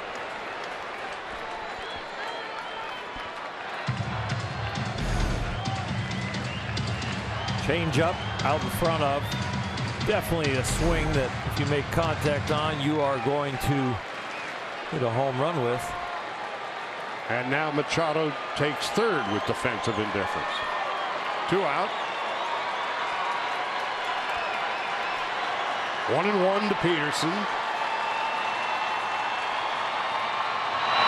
1-2. Remember when Yates grounded out deep short? Machado throws him out. He stumbles over first base, does a face plant. Since then, 23 pitches. And it's been a struggle. Yeah. Jock looked like he was selling out the fastball right there. The changeup prior, he swings and misses. That's okay. If he's trying to mix his pitches up, this won't be the fastball, but it wasn't. 1 ball, 2 strikes, 2 out. Bottom of the 9th. Padres 5, Dodgers 3.